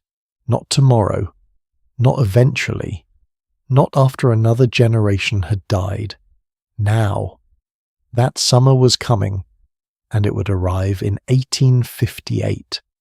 But before we get there, I want to introduce you to one of the most overlooked figures in this entire story. A man whose name almost nobody knows, whose face appears on no statues, whose work done in the dark and the cold and the unbearable smell made every single city we have discussed more survivable than it would otherwise have been. The man who went down into the pits every night, so that the rest of the city could sleep. Midnight, London, sometime in the 1800s. The city is quiet in the way that a city of 2.5 million people is never truly quiet. There is always a cart somewhere, always a dog, always a baby crying 2 floors up, but the main streets are as empty as they get. The fog has come in off the Thames. The gas lamps make small yellow pools in the darkness, and somewhere in a residential street a cart is rolling slowly to a stop. 4 men climb down. They carry lanterns and shovels and wooden barrels on poles. They move with the practiced efficiency of people who do not waste motion because they have until 5 in the morning, and there are cesspits to empty, and the clock does not care about their schedule. One of them rings a small bell. not to wake anyone, not to announce themselves, but because this is the custom, a quiet signal in the dark, a warning to anyone who might look out a window and wonder what those shadows are doing in their backyard at this hour. The ropeman affixes his lantern at the edge of the pit. The holeman descends, and the night soil men begin their work. Their full title in the historical record is a small masterpiece of Victorian euphemism: Night Soil Men. Night because that was the only time they were permitted to work. The law was clear and almost touchingly considerate: no waste collection after 5 in the morning or before 9 in the evening. The sight of carts piled with human excrement rolling through the streets was simply not acceptable to the daylight city. So the daylight city pretended successfully that it did not exist. Soil, because the English language confronted with something truly difficult has always preferred to find a gentler word. The feces was called soil. The men who collected it were soil men. And somewhere in that soft-edged terminology, an entire civilization quietly arranged to keep its most essential workers at the very edge of visibility. Let me tell you who these men actually were. They were not a single category. Over the centuries they went by different names in different eras. In medieval London they were called rakers and gong firmers. The word gong came from the Old English gang meaning to go slang for both the toilet and its contents. In the Tudor period they were called gong farmers. By the Victorian era they had become the night soil men working in organised teams with specialised roles. And those roles had names. Specific functional names that tell you everything about the precision this work required. The team consisted of 4 men. The ropeman stood at the edge of the pit. His job was to manage the tub, a large wooden bucket on a rope, lowering it into the depths and pulling it back up when it was full. The holeman descended into the pit itself, down a ladder, into the dark, into the accumulated waste of an entire household, sometimes years' worth of it compacted and solid at the bottom. The holeman scooped waste into the tub, scraping the sides, working in the absence of any ventilation except the narrow opening above him. And 2 tubmen waited at the surface. When the ropeman pulled up each full tub, the tubmen carried it to the cart on a pole slung between their shoulders. Stephen Johnson, in his essential book The Ghost Map about the 1854 cholera epidemic in London, describes this system with the precision it deserves. 4 men, 4 specific roles, a choreography worked out over generations of necessity. And it was standard practice, Johnson notes, for the night soil men to be offered a bottle of gin at each cesspit they cleared. One can understand why. Now, before we go further, I want to ask you something. When was the last time you thought about who empties the waste tanks at your local sewage treatment plant, or cleans the pipes beneath your street, or manages the treatment facility that processes what goes down your toilet this morning? I'm going to guess never. Or almost never. And I think that is a profound and deeply human thing. We build elaborate systems to remove the consequences of our bodies from our awareness. And then naturally we stop thinking about those consequences. And then eventually we stop thinking about the people who manage them. The night soil men of London had the same problem. They were essential, literally the city could not function without them, and they were invisible. They worked in darkness specifically, so that the city could avoid looking at them. They were well paid in relative terms. A gong farmer in the late 1500s could earn around 6pence a day, which was roughly a week's wages for many unskilled labourers. By the Victorian era, a night soil man could earn 3 shillings a day, which was competitive for manual labour, but they were not invited to dinner. They were not welcomed in the pubs where their neighbours drank. They lived in designated areas of the city because the smell that clung to them, no matter how thoroughly they washed if they washed, marked them as apart. Here is a detail that I find both darkly funny and genuinely moving. In medieval London, towards the end of the 14th century, there were exactly 16 public toilets for a population of 30,000 people. 16 for 30,000 people. and the job of keeping those 16 facilities plus the private cesspits of all those thousands of households functioning and not overflowing and not seeping through neighbours' walls fell to the gong farmers. And one of those gong farmers in the year 1325 was a man named Richard the Raker. Richard was emptying a cesspit when the wooden floor, the old rotting wooden cover that separated the working area above from the pit below, gave way beneath him. He fell in, and he drowned, in a cesspit, in the year 1325. His death is recorded in the historical documents. His name is preserved, Richard the Raker, a man who died doing the work that kept London alive in a way that nobody who has thought about it can ever quite forget. I think about Richard the Raker more than is probably entirely normal. I think about what his life was like, whether he had a family, whether they knew what he did for work, whether when he came home at 5 in the morning and the children asked where he had been, he answered directly or found a softer version. History does not record these things, but his death is there, in the archive. One man's name, one man's end preserved because it was unusual enough to be noted even though his work was so ordinary, so routine, so constant that it was simply assumed. The only thing that made the record was that the system failed him. The floor rotted, he fell, he drowned. What the record does not say, what it does not need to say, because everyone at the time simply knew, is that the night before he died and the night before that and every night for however long he had worked that job, Richard the Raker had been doing something essential. Without him and men like him, the city would have choked on itself within weeks. Now here is something about the night soil economy that I think is genuinely extraordinary, and that almost nobody talks about. The waste that the night soil men collected was not simply disposed of, it was sold. In medieval London, the gong farmers sold the night soil they collected to farmers outside the city walls. Human waste collected, carted out through the city gates in the dark and purchased by agricultural workers as fertilizer for the fields that fed the city back. A closed loop, waste out, food in. The city sustaining itself through its own excrement in a cycle that when you look at it squarely is actually rather elegant. But here is the part that genuinely astonished me when I first encountered it. Some entrepreneurs working with the nitrogen-rich compounds in human waste discovered that they could extract a substance from the collected ordure that had military applications. That substance was saltpeter potassium nitrate, the key ingredient in gunpowder. So the waste that London's residents produced every night was not just feeding the city's agricultural hinterlands.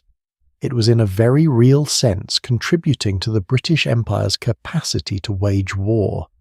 The British Navy's gunpowder, partly made from what Londoners flushed away each night. I want you to sit with that for a moment. The empire that ruled a quarter of the world's surface, the navy that kept the seas, the cannons that won the battles, all of them dependent at least in part on a supply chain that began in the cesspits of London and ended in a night soil man's cart rolling through the dark at 2 in the morning. But here is the part of this story that I find most important, most worth sitting with. Because by the mid-19th century, the night soil economy has broken down. Not because the men disappeared, not because the work stopped being necessary, but because the city had grown so fast and a new technology had been introduced that the system which had worked imperfectly for centuries suddenly found itself overwhelmed. The new technology was the water closet, the flush toilet. The first working version had been installed in the late 16th century by a man named Sir John Harrington, who built one for his godmother Queen Elizabeth. But it remained a curiosity for nearly 2 centuries. Then in the 1770s and 1780s, 2 separate patents, one by a watchmaker named Alexander Cummings, one by a cabinet maker named Joseph Bramah, created a workable commercial design. And slowly then quickly, flush toilets spread through the homes of those who could afford them. This sounds like progress. This sounds like exactly the kind of thing that should have solved the problem, and in one narrow sense it did. The toilet moved the waste out of the house faster, more cleanly, more conveniently. The smell was reduced. The cesspit was replaced in many homes by a connection to the existing street drain. But here is the catastrophic flaw in the logic. The street drains did not lead to treatment facilities, they led to the Thames. So every flush toilet that was installed in London in the first half of the 19th century was very efficiently pumping human waste directly into the river that 2.5 million people also used as their primary source of drinking water. The night soil men, for all their limitations, had at least been moving the waste out of the city entirely to farms, to fields, to dump sites beyond the walls. Imperfect, slow, never quite keeping pace, but directionally correct. The flush toilet, in the absence of a sewer system designed to actually process the waste it generated, made things worse. Significantly, measurably, lethally worse. And the night soil men, whose entire economy depended on collecting waste that people valued as fertilizer, found that their business was collapsing because waste flushed into the river had no market value. Nobody was paying for a bottle of gin and a cesspit cleaning if the option was simply to flush and let the problem flow downstream. According to historian Stephen Johnson, the elevated wages of the night soil men were already declining by the 1840s as the water closet spread. The waste that had once been sold as fertilizer and exchanged for gin was now simply gone, down the drain, into the river, where it would stay until the summer of 1858, when the river and the city and the world would all finally run out of patience at exactly the same moment. I want to close this part with something that I think is one of the most quietly powerful things in this entire story. Henry Mayhew, a Victorian journalist who spent years documenting the lives of London's working poor, in his monumental work London Labour, and the London poor interviewed night soil men. He talked to them. He wrote down what they said. And one of them, describing the work of clearing cesspits, told Mayhew this: "I should say that there's been a bottle of gin drunk at the clearing of every 2A, and more than every 2 out of 3 cesspools emptied." That line has stayed with me for a long time. A bottle of gin at every 2 cesspits. Not because these men were drunks, but because the work was what it was, and the body has limits on what it can absorb without some form of buffer between the experience and the self. And Mayhew wrote it down. He recorded it. He treated these men as people worthy of documentation, worthy of quotation, worthy of a record that would survive them.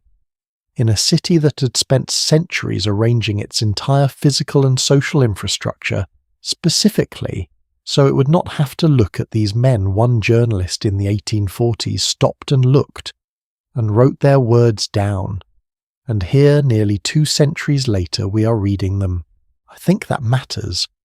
I think the act of paying attention to the people who do the work that the world depends on, but would rather not think about that act of attention, is one of the most important things any civilization can do. The night soil men are long gone now. Their work survives in different form in the sewage treatment plants and the underground networks and the people who maintain them, whose names we also do not know and whose work we also do not think about. But the chain they were part of, the long, messy, essential chain between human bodies and a functioning city, that chain did not end with the flush toilet. It ran directly into the river, and in the summer of 1858 the river announced with considerable force that it had had enough. Long before it became an open sewer, the Thames was sacred. The Anglo-Saxons called it Tamesis, a name so ancient that its exact origins are still debated by linguists. Some trace it back to the pre-Roman Celtic people, who lived along its banks, for whom the river was not just a source of water, but a boundary between worlds, a place where the living and the dead met, a conduit between the human and the divine.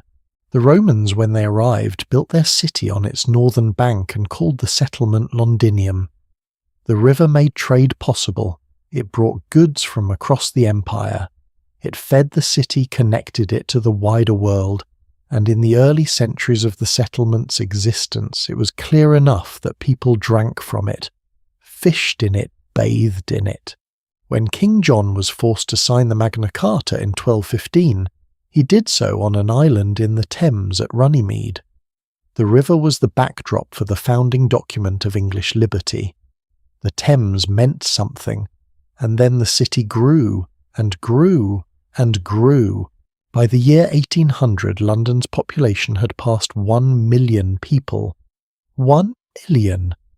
To put that in context, at the height of medieval London's population before the Black Death, the city had perhaps 100,000 residents.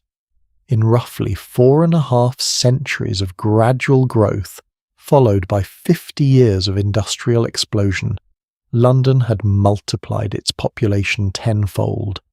And that growth had a direction. It ran downhill into the river. By 1800, the cesspits installed in the aftermath of the Great Fire of 1666 were routinely overflowing. Developers building new streets added their own sewers, but with no central coordination, no unified plan, no authority governing where those sewers went. Some emptied into tributaries, some emptied into the streets, most following the path of least resistance, emptied into the Thames. And then between 1800 and 1850, the population doubled again, from 1 million to 2.5 million people crammed into a city whose infrastructure had been designed in its bones for a medieval town of 30,000. More than 2 million people, all of them producing waste, all of it going somewhere, and that somewhere increasingly was the river. Here is a fact that I want you to hold very carefully because it contains the central paradox of Victorian London. The Thames was both the city's sewer and its water supply.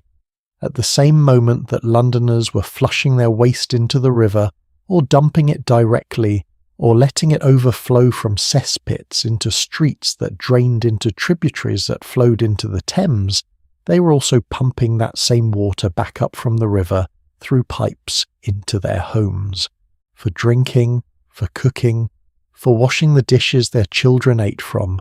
The same water. I want you to sit with that for a moment. Not the horror of it, you already feel the horror, but the strangeness of it.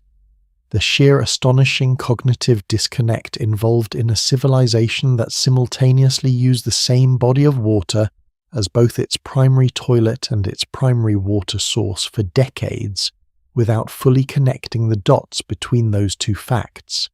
How is that possible? The answer, as we have discussed throughout this story, is the miasma theory.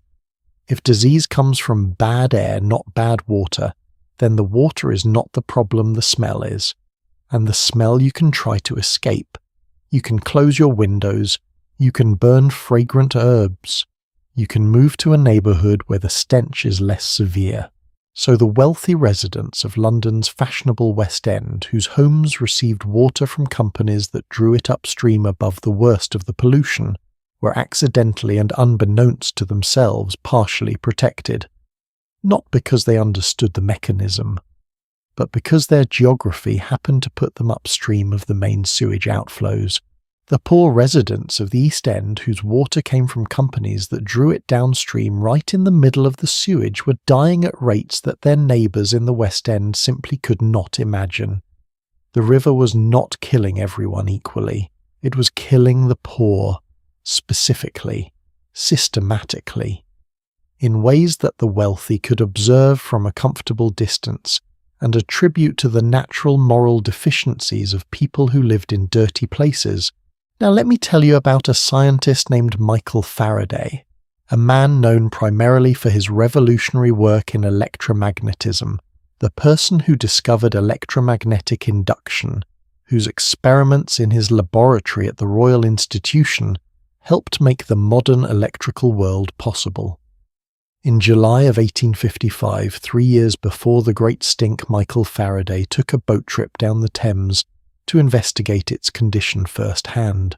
He dropped small pieces of white paper into the water as he went, watching them to test the river's visibility and turbidity. The papers disappeared the moment they touched the surface. Faraday wrote a letter to the Times newspaper published on July 7, 1855. He described what he saw. The river was, in his words, an opaque pale brown fluid. He wrote that near the bridges, the feculence rolled up in clouds so dense that they were visible at the surface. He noted that the smell was very bad the entire length of his journey. And then he wrote something that I find one of the most quietly devastating sentences in Victorian public discourse. If we neglect this subject, we cannot expect to do so with impunity. Michael Faraday, the man who understood electricity, standing in a boat on the Thames, watching white paper disappear into brown water, warning a city that it was running out of time. His letter was published. It was read. A cartoon appeared in the satirical magazine Punch the following week, showing Faraday handing his card to Father Thames, a grotesque figure rising from the filthy water with a caption about the dirty fellow. And then nothing changed. Because even the authority of the most celebrated scientist in England was not enough to move the machinery of government and money and political inertia that had allowed the problem to accumulate for decades. The letter was noted. The cartoon was amusing, and the Thames continued to receive every single day the waste of 2.5 million people. Let me tell you about a man whose death is one of the most poignant footnotes in the history of the Thames. His name was Prince Albert. You know him as Queen Victoria's husband, the German prince, who became the most powerful consort in British royal history, the man who organised the Great Exhibition of 1851, who championed science and industry, and the arts, who designed the layout of what would become the Museum District of South Kensington, the man who was, by all accounts, the driving intellectual force of the Victorian era's optimism about human progress. Prince Albert died in 1861. He was 42 years old. He died of typhoid fever. Typhoid fever, a disease transmitted by contaminated water. Historians have subsequently pointed to Windsor Castle, where Albert spent his final weeks, and its proximity to the Thames and its polluted tributaries. The castle's drainage ran into the same river that fouled London. The water tables mixed, and somewhere in that system, the one that was supposed to serve the most powerful household in the British Empire, the bacteria that killed him found its way in.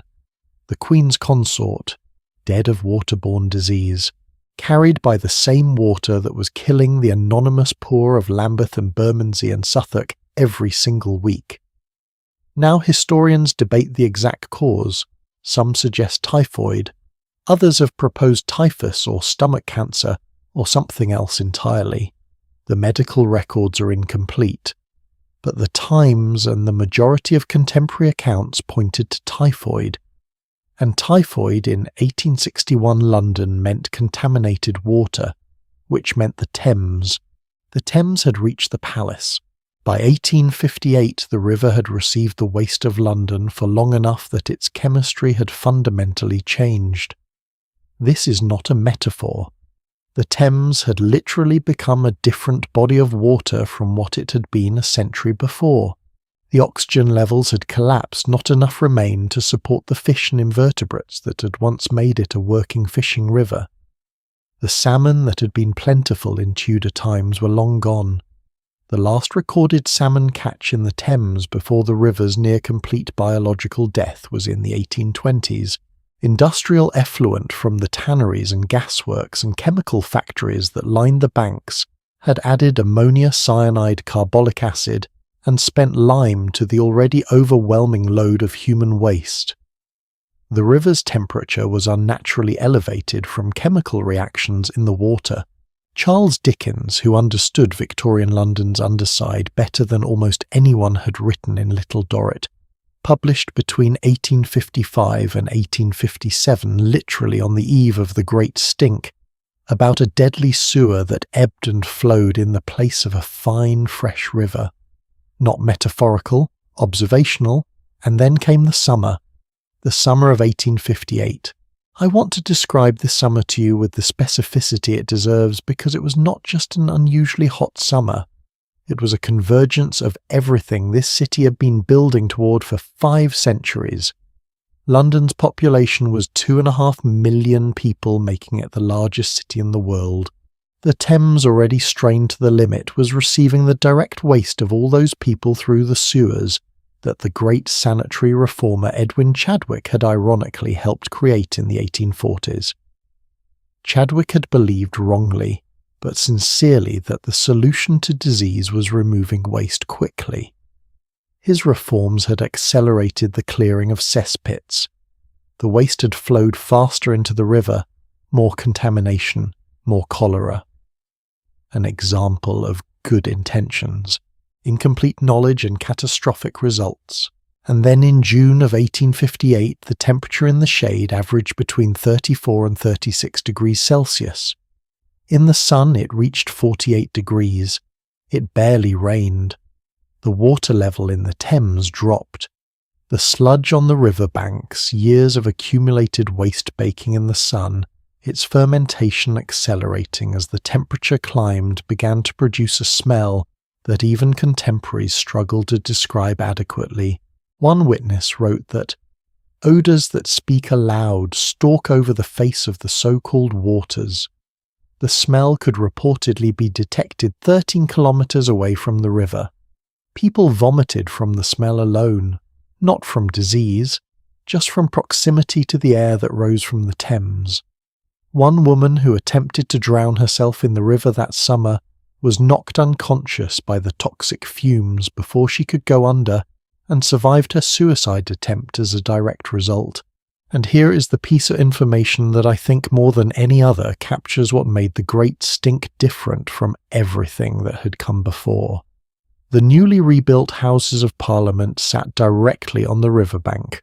The members of Parliament, who had for decades debated various schemes for cleaning the Thames, and then declined to fund them, who had read Faraday's letter and found it concerning but not urgent enough to act upon, who had watched cholera kill 30,000, 40,000, 50,000 Londoners, and concluded repeatedly that the problem was not quite dire enough to require the expenditure of public funds. Those men were now sitting in their chambers with the windows closed in the middle of a heat wave. The curtains had been soaked in chloride of lime in an attempt to block the smell. They had been instantaneously driven from the library when they tried to work there. Benjamin Disraeli, speaking in the House of Commons, stood and declared the Thames a Stygian pool reeking with ineffable and intolerable horrors. Disraeli, the future Prime Minister, a man not noted for excessive sensitivity to the suffering of others, was using words like ineffable and intolerable. The government that had watched disease kill tens of thousands of its poorest citizens without sufficient urgency to act, that same government now found quite suddenly that it could not conduct its own business. The problem had become personal, and within 18 days, not years, not decades, but 18 days, Parliament passed the legislation that would fund the greatest urban engineering project the world had ever seen. What does it say about us, about human beings in general, not just the Victorians, that we can watch a crisis harm strangers for decades, without finding the will to act and then mobilise with extraordinary speed the moment the same crisis inconveniences us personally? I don't ask that with judgment. I ask it with genuine curiosity, because it is not a Victorian failing. It is not a 19th century failure of moral imagination. It is something much more consistent and much more deeply human than that. The Thames had been carrying disease to the poor of London since at least the 1830s. 4 cholera outbreaks, more than 100,000 deaths. A scientist of world renown had stood in a boat on the river and watched white paper disappear into brown water and warned them in the newspaper.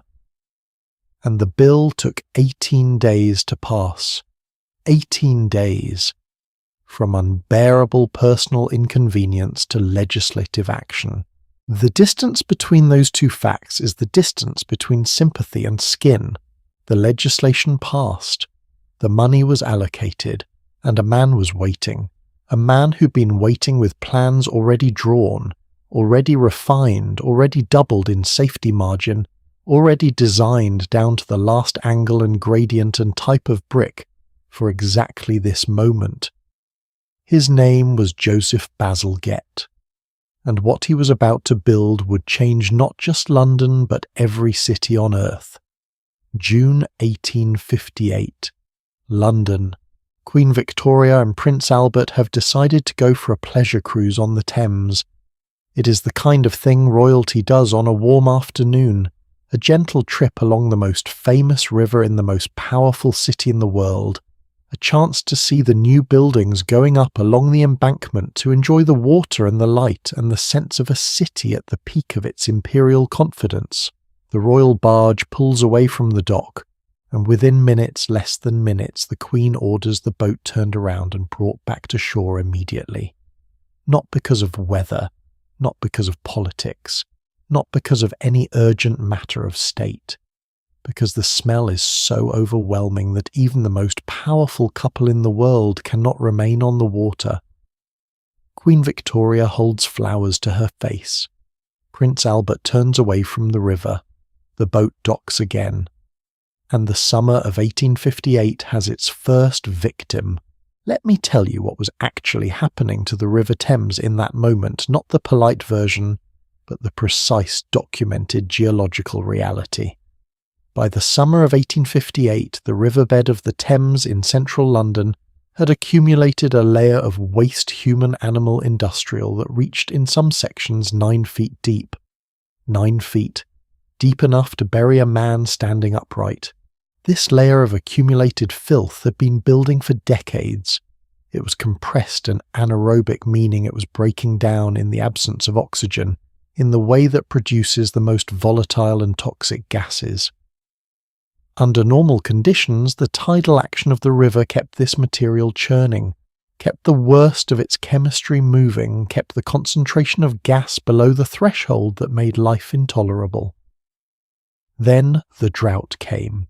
The summer of 1858 was described in contemporary accounts as one of the hottest in living memory. Temperatures in the shade averaged between 34 and 36 degrees Celsius. In direct sun, the temperature reached 48 degrees. The water level of the Thames dropped, and as it dropped, the 9-foot layer of compressed waste on the riverbanks was exposed to direct sunlight for the first time. The heat accelerated the fermentation. The gases that had been contained by the water were now rising freely into the air. The Illustrated London News published a piece in late June of 1858 that read, "We can colonize the remotest ends of the earth. We can conquer India. We can pay the interest of the most enormous debt ever contracted.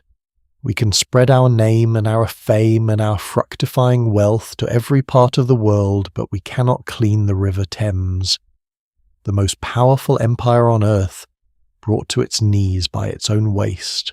Now I want to walk you through the summer of 1858 almost day by day, because I think the specifics are what make this moment genuinely extraordinary.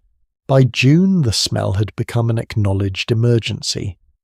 People living near the river reported being physically unable to walk along the embankment without vomiting. Those who worked on or near the watermen, the dock workers, the fishermen who had long since given up trying to catch anything in water that had become biological in its density, described being struck down by the fumes. The city tried to respond. At the peak of the crisis, 250 tons of lime were being spread along the banks of the Thames every single week. Men were employed in teams specifically to shovel lime onto the exposed riverbed, attempting to neutralize the chemistry of the fermentation. The cost was £1,500 per week, a significant sum. It did not work. The smell continued. Inside the Houses of Parliament, which had been rebuilt in the magnificent Gothic Revival style, and completed just a few years earlier, sitting right on the northern bank of the Thames, in what must have seemed at the time of their design like the finest possible location, conditions became extraordinary. The rooms on the river-facing side of the building were soaked in the smell. The library of the House of Lords, normally one of the most serene and prestigious working spaces in England, was described by the engineer responsible for the building's ventilation, Goldsworthy Gurney, as a stench trap. He declared formally to the Speaker that he could no longer be responsible for the health of the House. Members attempted to work. They tried soaking the curtains in chloride of lime, a disinfecting agent. The curtains were drenched. The smell came through anyway. Members ventured into the library to investigate the matter to its very depth, as the Times reported with a trace of black humour, and were instantaneously driven to retreat, each man with a handkerchief to his nose. The Chancellor of the Exchequer, Benjamin Disraeli, entered a committee room. He left within seconds. A contemporary account in the Examiner described him walking out with a mass of papers in one hand and his pocket handkerchief applied to his nose, bent over, followed by the rest of the committee, all of them gagging. Think about what was happening in this moment. The most powerful deliberative body in the most powerful nation on earth, the Parliament that governed an empire spanning a quarter of the world's surface, driven from its own rooms by a smell. There were serious discussions about moving the entire machinery of government to Oxford, or to St Albans, or to Henley-upon-Thames, getting Parliament away from the river, away from the smell, away from what increasingly felt like a city becoming uninhabitable. Here is the detail from this summer that I find the most darkly magnificent. The same Parliament that was now gagging on the smell of the Thames had for decades been the body responsible for not acting on the sanitation problem.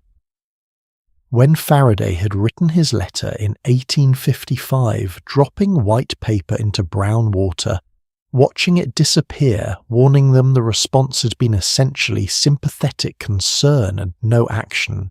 When Dr. Jon Snow had published his waterborne theory of cholera in 1849 and then mapped the 1854 Broad Street outbreak with near-forensic precision and demonstrated that contaminated water, not bad air, was carrying the disease, the response from Parliament and the medical establishment had been essentially interesting but unproven. When the Times had run editorial after editorial about the state of the river, when Charles Dickens had written about it in his novels and in his journalism, when cholera had killed 6,000, then 14,000, then 10,000 Londoners in successive outbreaks, Parliament had passed resolutions, created committees, dissolved those committees, created new ones, argued about jurisdiction, argued about funding, argued about whose responsibility the river actually was. At one point, a member of Parliament stood in the House and said, and this is in the official record, that the Thames had, by a perverse ingenuity, been changed into a cesspool, and asked what the government intended to do about it. The minister to whom the question was addressed replied that Her Majesty's government have nothing whatever to do with the state of the Thames, nothing whatever to do with it. The government of the British Empire had nothing to do with the state of the river running through its capital city. That was the bureaucratic position maintained for decades while people died by the tens of thousands. And then the smell reached the committee rooms. On the 15th of July, 1858, Benjamin Disraeli stood in the House of Commons and introduced the Metropolis Local Management Amendment Bill. He described the Thames in a speech preserved in the parliamentary record as a Stygian pool reeking with ineffable and intolerable horrors. The legislation passed in 18 days. 18 days from introduction to royal assent. Not years, not decades, not another committee, another inquiry, another resolution expressing concern. 18 days. The death of 40,000 people had not been enough to produce that speed. The letter of the greatest scientist in England had not been enough. The mapping of an epidemic by a visionary doctor had not been enough. The novels of the most widely read writer in the country had not been enough. But 18 days after politicians could no longer breathe in their own building, the bill was law. I want to pause here and notice something about ourselves. not something critical, something honest. The people who sat in those committee rooms for decades and did not act were not monsters. They were not uniquely callous or uniquely self-interested compared to the people around them. Many of them genuinely believed the miasma theory, genuinely thought disease came from bad air rather than contaminated water, and had in their own way been trying to address the problem as they understood it. Edwin Chadwick, the great sanitary reformer, the man who had campaigned for decades to improve London's conditions, had genuinely believed that flushing waste away quickly would help. He was wrong about the mechanism, but he was not wrong about the urgency. The problem was not wickedness. The problem was the gap between what the crisis was doing to the people who needed solving it and what it was doing to the people with the power to solve it. When cholera killed in Lambeth, it killed poor people by the riverside, people who drank directly from the Thames, people who had no political leverage, people whose deaths could be and were attributed to their own moral deficiencies, their own failure to live more hygienically, their own poverty. The wealthy residents of the West End drawing water from upstream could observe the crisis from a comfortable distance. The moment the crisis became a physical sensation that could not be escaped by wealth or distance, the moment it walked through the walls of Parliament on the river breeze, the political will materialised in 18 days. That is not a Victorian failing. That is a human one. And the gap between the moment you understand that something is wrong and the moment you personally feel the consequences, that gap has determined the timing of almost every great reform in human history. Now the immediate instinct of the government before Disraeli's bill during the acute phase of the smell was to treat the symptom rather than the cause.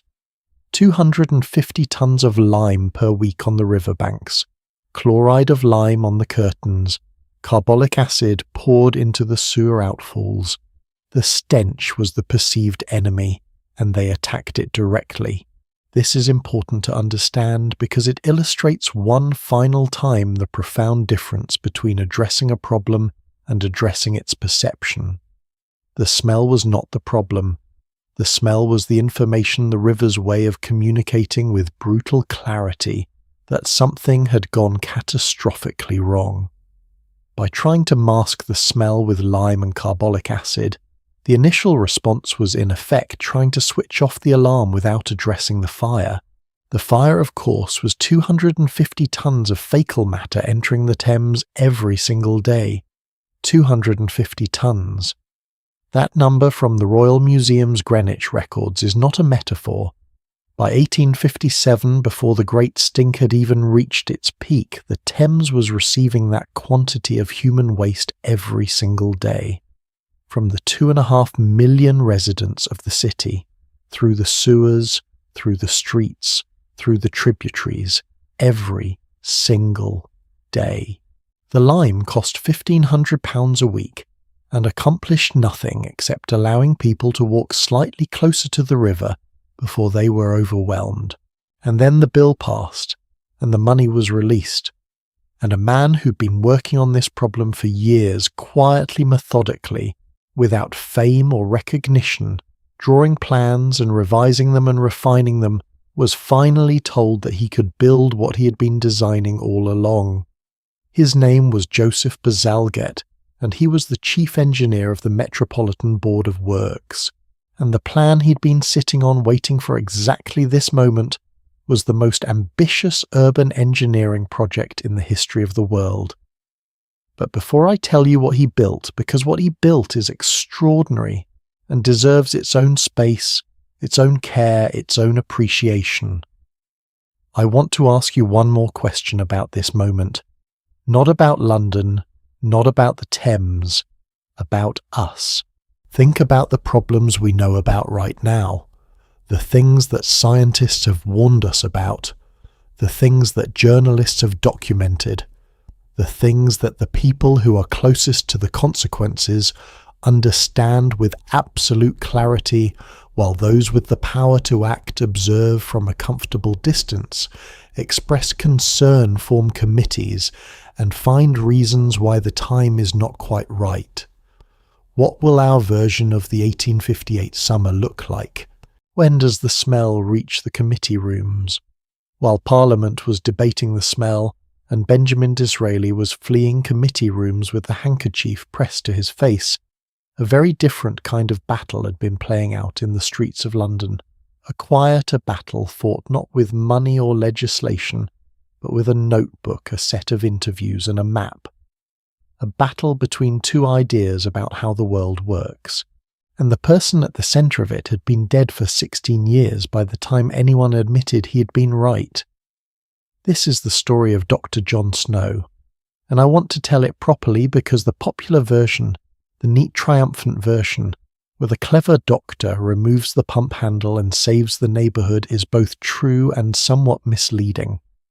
The real story is messier, stranger, more frustrating, and in the end more moving than the legend. Jon Snow was born in the city of York in the north of England in 1813, the first of 9 children born to a coal labourer and his wife. He had the particular kind of determination that sometimes emerges from working-class families, a ferocious commitment to the life of the mind in the absence of any inherited advantage. He qualified as physician and eventually settled in Soho, the same neighbourhood where some years later he would conduct the investigation that would make him famous. But before the cholera investigation, he was already one of the most celebrated doctors in England for a completely different reason. Jon Snow was one of the pioneers of anaesthesia. He developed the protocols for administering ether and chloroform, safely designed the apparatus to administer them, and became so trusted in this work that Queen Victoria personally requested his services during the births of her last 2 children. Think about that for a moment. The man who would map a cholera outbreak and challenge the medical establishment's most fundamental assumptions about disease, this man was also the person Queen Victoria trusted to administer anaesthesia when she gave birth. He was not a crank. He was not a radical. He was the establishment's own doctor trusted with the Queen's welfare. And he used that credibility and that meticulous scientific methodology to argue for something that the establishment found deeply inconvenient. The prevailing theory of disease in Victorian England, the miasma theory, which we've discussed throughout this story, held that illness came from bad air, from the foul emanations of decaying organic matter, from the smell. This theory was not held by ignorant people. It was held by some of the most brilliant minds of the century. Edwin Chadwick, the great sanitary reformer, believed in it so deeply that he had structured his entire career around it. Florence Nightingale believed in it. William Farr, the most sophisticated medical statistician in England, a man whose data-gathering abilities were genuinely extraordinary, believed in it. The theory made intuitive sense. Disease did tend to concentrate in areas that smelled bad. Areas with poor sanitation did have higher mortality. The correlation was real. The causal mechanism was wrong. Jon Snow had been sceptical of the miasma theory since at least 1849, when he published an essay titled On the Mode of Communication of Cholera. In that essay, he argued without yet having conclusive proof that cholera was transmitted not through the air, but through contaminated water through the fecal-oral route. The essay was read, it was considered, and it was rejected. The medical establishment returned to their miasma. Then, on the 31st of August 1854, cholera struck the Soho district of London with extraordinary speed. 500 people died within 10 days. 500 people in 10 days, in a radius of a few city blocks. Snow lived in Soho. His practice was there. He saw what was happening from the beginning, and he began to investigate immediately, not with a laboratory, not with microscopes or bacterial cultures. None of that technology existed yet, but with what he did have a methodical, almost obsessive ability to talk to people and then think carefully about what they told him. He went door to door. He talked to families. He asked the same questions over and over. What water did you drink? Which pump did you use? Did any family member use a different source? And he began to build a map. Each death was marked as a black bar on the map of the neighbourhood. The bars clustered, they concentrated, and when he looked at the cluster, the pattern was undeniable. Every death, or nearly every death, pointed toward one location: the public water pump on Broad Street, now Broadwick Street, in the heart of Soho. Now here is where the story gets genuinely fascinating, because a lesser scientist would have stopped there, would have said the deaths cluster around the pump, therefore the pump is the cause. But Snow was more careful than that, because there were anomalies.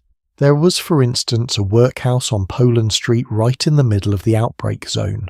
Over 500 people lived there, yet almost none of them died of cholera. If the Broad Street pump was the source, why had the workhouse been spared? Snow went to investigate. He discovered that the workhouse had its own private well. The residents drank from a different source. They had not touched the Broad Street pump. There was also the Lion Brewery, a workplace directly on Broad Street in the epicentre of the outbreak. 70 workers, no cholera deaths. Snow went to the brewery. He discovered that the brewery workers, whether by habit or by preference, or simply by the practical logic of their occupation, did not drink water. They drank beer, all day, every day. The brewery provided beer to its workers in lieu of water, and because they never drank from the Broad Street pump, the 70 brewery workers were entirely untouched by an epidemic that was killing their neighbours within walking distance of where they worked.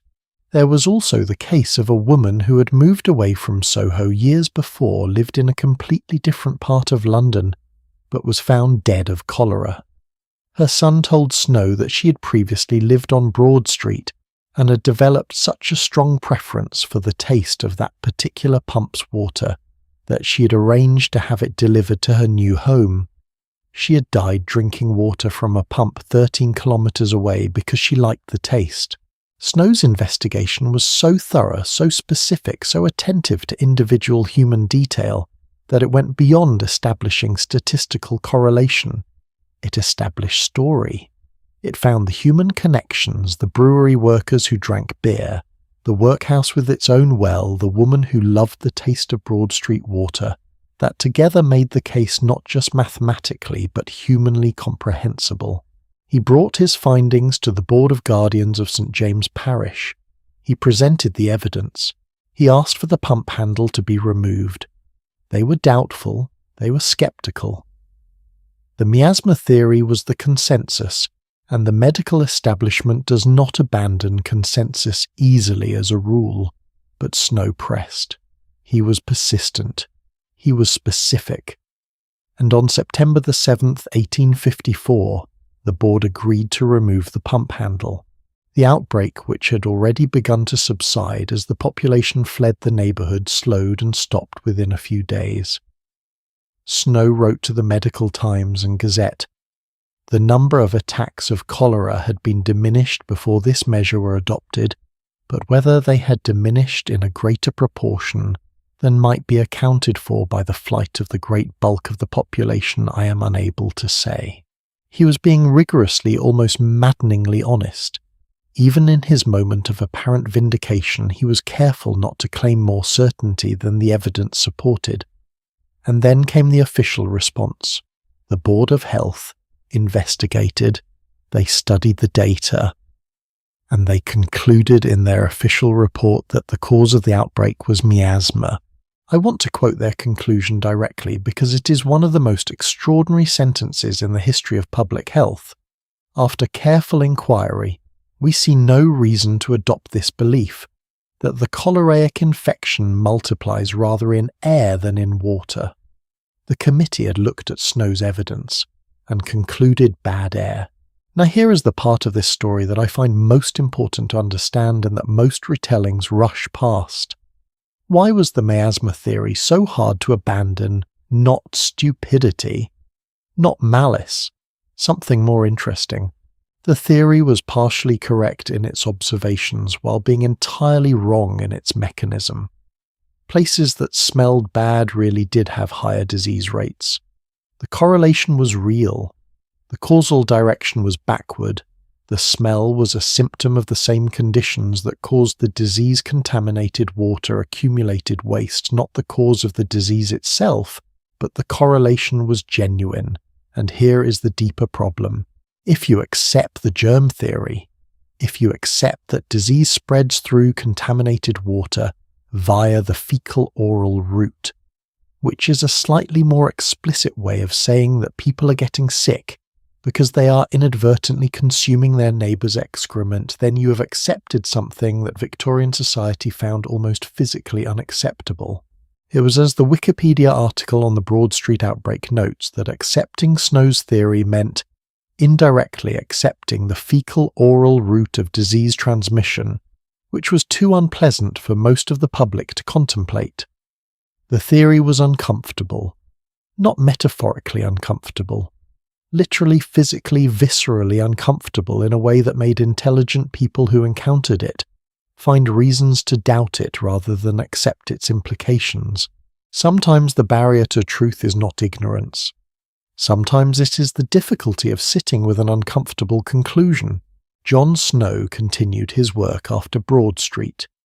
He conducted a massive statistical study comparing mortality rates in neighbourhoods served by different water companies, the Southwark and Vauxhall Company, which drew its water from a heavily contaminated section of the Thames, and the Lambeth Company, which had moved its intake upstream to cleaner water. What he found was a natural experiment on a scale that no laboratory could have replicated. Households served by the Southwark and Vauxhall Company, the one drawing from the polluted Thames, were dying of cholera at a rate almost 5 times higher than households served by the Lambeth Company. Same streets, same neighbourhoods. The only difference was which pipe the water came from. Snow published this in 1855 in a second edition of his cholera essay. It was the most comprehensive epidemiological study in the history of the discipline up to that point, and still the medical establishment maintained the miasma theory.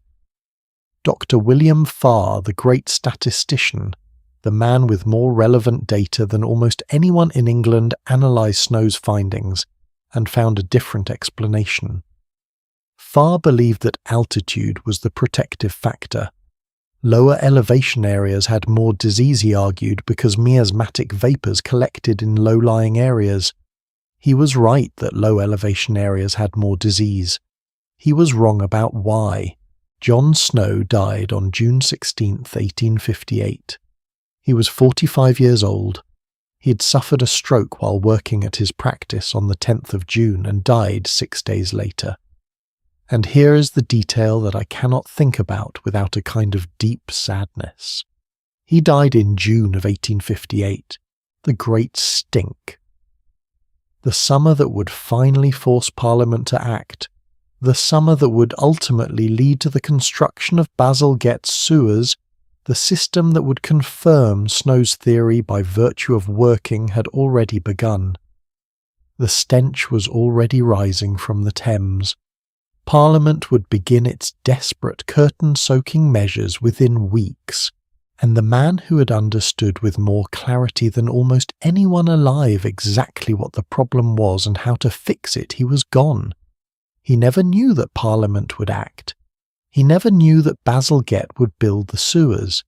He never lived to see the cholera outbreaks end. He never heard William Farr, his great opponent, finally admit in 1866 that water, not air, was the vector. That Snow had been right all along. He never read the correction that the Lancet printed in 2013, 155 years after his death, acknowledging that its original obituary of Snow had failed to recognise his achievements. Here's what I keep coming back to. Jon Snow had the right answer. He had it in 1849, 5 years before Broad Street, 9 years before the Great Stink. He had done the work. He had gathered the data. He had mapped the deaths and interviewed the families and found the brewery workers who drank beer and the woman who liked the taste of Broad Street water. He had built the most comprehensive case that could be built with the tools that were available and presented it clearly and been ignored for 17 years. And then he died.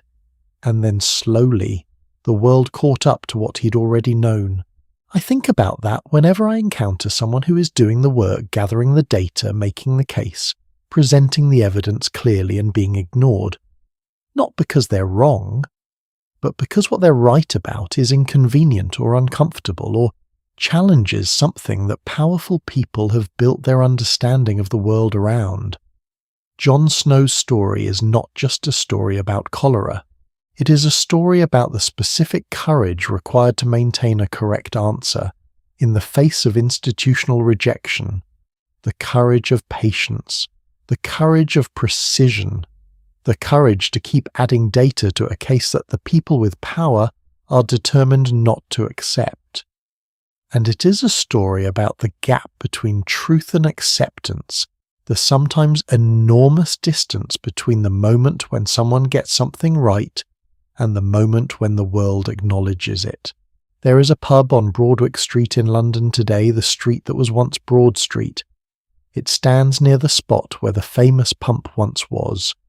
A replica handle marks the location. The pub is called the Jon Snow. It is, I think, a fitting memorial, not a statue in Parliament Square, not a name on a grand building, a neighbourhood pub on a Soho street near the pump he identified in the community he walked through, asking questions in September of 1854. If you're ever in London, go have a drink at the Jon Snow. Think about the man who lived and worked on that street, who understood something essential about disease and water and cities, while the world around him argued about bad air, and raise a glass to the brewery workers who drank beer instead. They had the right idea all along. The sewers were being built. The cholera would end. The understanding that Snow had dedicated his life to establishing would eventually reshape public health worldwide. But the building itself, the actual engineering, the actual digging, the actual construction of the system that would make it all possible, that is a story of its own. A story of a man with plans already drawn, waiting for exactly this moment, who built something so far-sighted that it is still working today. That story is where we go next. There's a memorial on the Thames Embankment in London. It is not large. It does not dominate its surroundings the way monuments to kings and generals tend to do.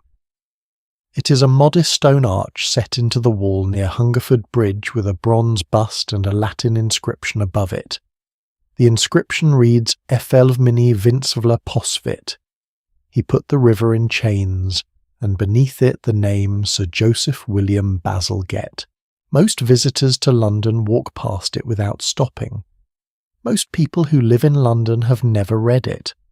The man it commemorates is not a household name in the way that the generals and monarchs and poets who crowd the city's statues and street names tend to be, and yet historian after historian, engineer after engineer, public health expert after public health expert has concluded the same thing. Joseph Bazalgette almost certainly saved more lives than any other Victorian official, possibly more than any single person in the history of the city. And he did it by building a very large drain. Let's start with who this man actually was, because the biographical details are, I think, genuinely surprising. Joseph Bazalgette was born in 1819 in Enfield in North London. His family were of French Huguenot descent, Protestant refugees who'd come to England from France in the late 17th century escaping religious persecution. His father was a Royal Navy captain who'd been wounded in the Napoleonic Wars. As a young man, Bazalgette worked as a railway engineer, learning his craft on the massive engineering projects that were reshaping the British landscape in the 1830s and 40s. He worked on land drainage in Ireland, on railway lines across Britain, on the kinds of large-scale infrastructure projects that the Victorian era generated in extraordinary abundance. And then in 1849 he applied for a position with the Metropolitan Commission of Sewers, the body responsible for London's drainage. He had just returned from a period of recovery in the countryside, having suffered what contemporaries described as a complete physical breakdown from the intensity of his previous work. He was 30 years old. He'd been pushing himself to the absolute limits of human endurance, and he had come back to London to find the city in the grip of its second cholera epidemic. 14,137 people died. He took the job. For the next 9 years, from 1849 to 1858, Bazalgette watched plan after plan get drawn up, debated, rejected, revised, debated, again, and shelved. The Metropolitan Commission of Sewers went through 7 iterations. It was dissolved and replaced. Each new body received his proposals and found reasons to hesitate. The technical merits of different approaches were debated endlessly. The question of where the outfalls should be placed, how far downstream, how the costs should be allocated between North and South London, who had jurisdiction over what stretch of the river, consumed committee meeting after committee meeting. A cholera epidemic in 1853 killed 10,738 more people. And still the committees met, and still Bazalgette drew plans. The BBC documentary that included a segment on his work noted that Bazalgette drove himself to the limits in realising his subterranean dream. The historical records of the project contain thousands of plans with his handwritten notes, approved JWB. I do not like 6 inches used here. 9 inches should be used JWB. The handwriting of a man personally checking every connection in a system that would eventually span thousands of miles. He was not waiting for inspiration. He already had the design. He was waiting for permission. The permission came in 1858, 18 days after Benjamin Disraeli introduced the bill, 18 days after Parliament could no longer breathe in its own building, and Bazalgette had been ready for years. The plan he had was both breathtakingly ambitious and in its essential logic almost elegant in its simplicity. London's existing sewers, and there were many of them, a chaotic, uncoordinated network of tunnels and pipes and covered rivers built over centuries, all had the same flaw. They ran toward the Thames, they emptied into the Thames, and the Thames, being a tidal river, did not carry the waste away, it carried it back. Upstream, downstream, back and forth, with the tides accumulating rather than dispersing. Bazalgette's insight was to intercept this system rather than replace it. Instead of tearing out the entire existing network and starting from scratch, which would have been impossibly disruptive and impossibly expensive, he would build a series of new large underground tunnels running parallel to the Thames at different levels to catch different grades of existing flow. These intercepting sewers would collect everything from the existing system and carry it eastward, far eastward downstream, past the populated heart of the city to outfall points where the waste could be released into the river on the ebb tide, letting the natural movement of the water carry it out to the sea. The existing sewers, instead of emptying into the river in the middle of the city, would now empty into Bazalgette's interceptors. The interceptors would carry everything east. The river in central London would be spared. Gravity would do most of the work. Where the terrain did not allow for a natural fall, massive pumping stations would provide the mechanical force. Simple, audacious, technically demanding in the extreme. Now let me tell you about the numbers, because the numbers in this case are the whole story.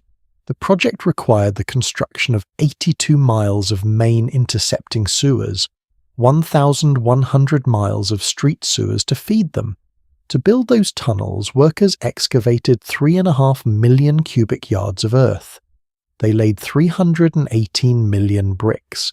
318 million. Held in place by 1 million cubic yards of cement. The demand for skilled bricklayers was so high that it drove their wages up by 20%, a significant labour market disruption, at a time when Victorian England had no shortage of construction work already underway. The project took from 1859, when ground was broken, to 1875, when the final sections were completed.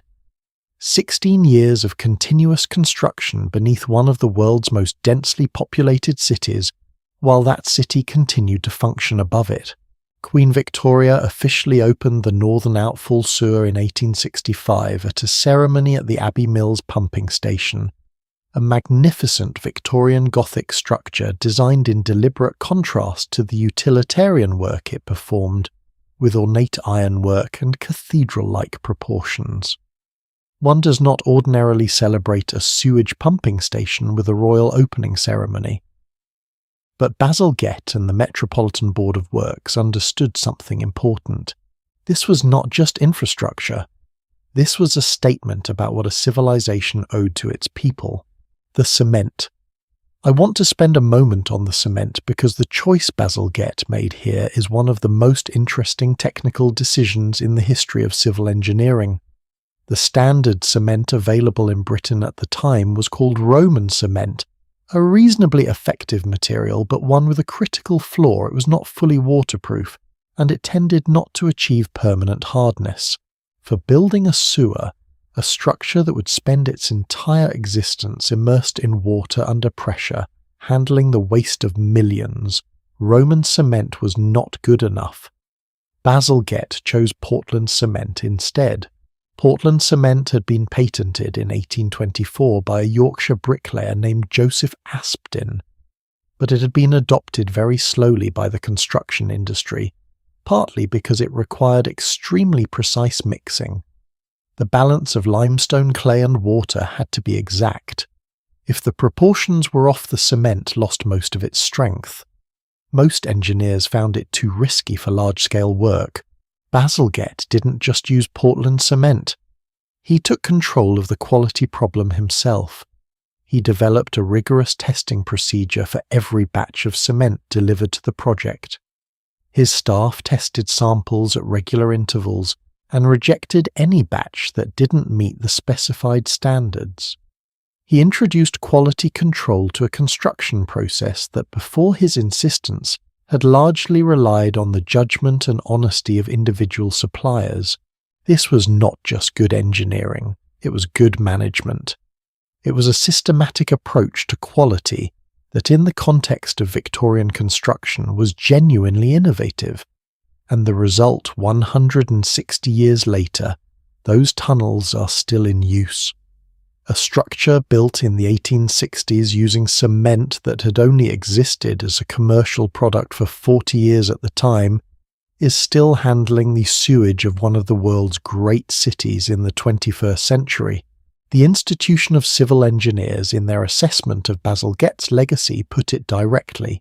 If Bazalgette had used the smaller pipe diameter, the city's sewers would have overflowed in the 1960s. Instead, they've coped into the 21st century.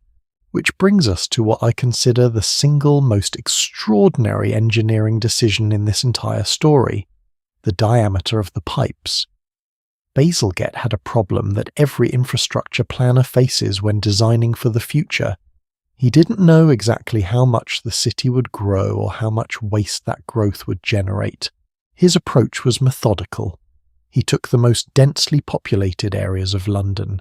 He estimated the daily waste production per person, and he did this generously, assuming more waste per person than the averages would have suggested. He calculated the total flow that his interceptors would need to handle. He arrived at a number, and then he doubled it. Just doubled it. His explanation, preserved in the institutional records of the time, was simple. We're only going to do this once, and there's always the unforeseen. 9 words. 9 words that contain perhaps the most important principle in all of long-term engineering. When you are building something that will be very expensive to fix later, and that serves a fundamental human need, do not optimize for current requirements. Build for what you cannot yet predict. The unforeseen in Bazalgette's case turned out to be high-rise buildings and the mid-20th century population boom they enabled. Without his double-diameter decision, the system would have overflowed sometime in the 1960s, at a point when London's population had grown in ways that nobody in 1859 could have reliably foreseen. It didn't overflow, it kept working. It is working right now as you listen to this somewhere under the streets of London, But here is the part that I think reveals the full measure of this man's achievement, the part that goes beyond the engineering itself. Bazalgette's sewers were built on the wrong scientific premise. The Victorian establishment believed that disease came from bad air miasma, not from contaminated water. The entire public health argument for building the sewers was based on miasma theory. Remove the stench from the Thames, remove the bad air, reduce the disease. Jon Snow was right that the mechanism was waterborne. The miasmatists were wrong, and yet the sewers worked anyway. Because by intercepting the sewage before it reached the river, and carrying it far downstream before releasing it, Bazalgette's system removed the waste from the water supply regardless of whether the person authorizing the project understood why that mattered. The miasma believers funded a project to reduce bad smells.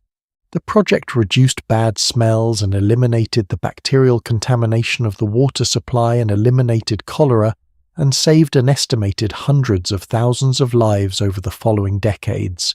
The right action, for the wrong reason. And this is the detail I keep returning to when I think about this story. How many of the right decisions in human history have been made for wrong reasons? How many times has a civilization inadvertently stumbled into the correct answer through a combination of good engineering, fortunate timing, and flawed understanding? Bazalgette didn't know he was implementing Snow's theory. Snow was barely acknowledged as having had a theory worth implementing, and yet the system they had built together won unknowingly, won posthumously worked. The last cholera epidemic in London struck in 1866.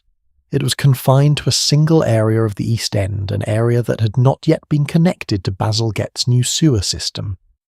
Every other part of London now connected to the interceptors was spared.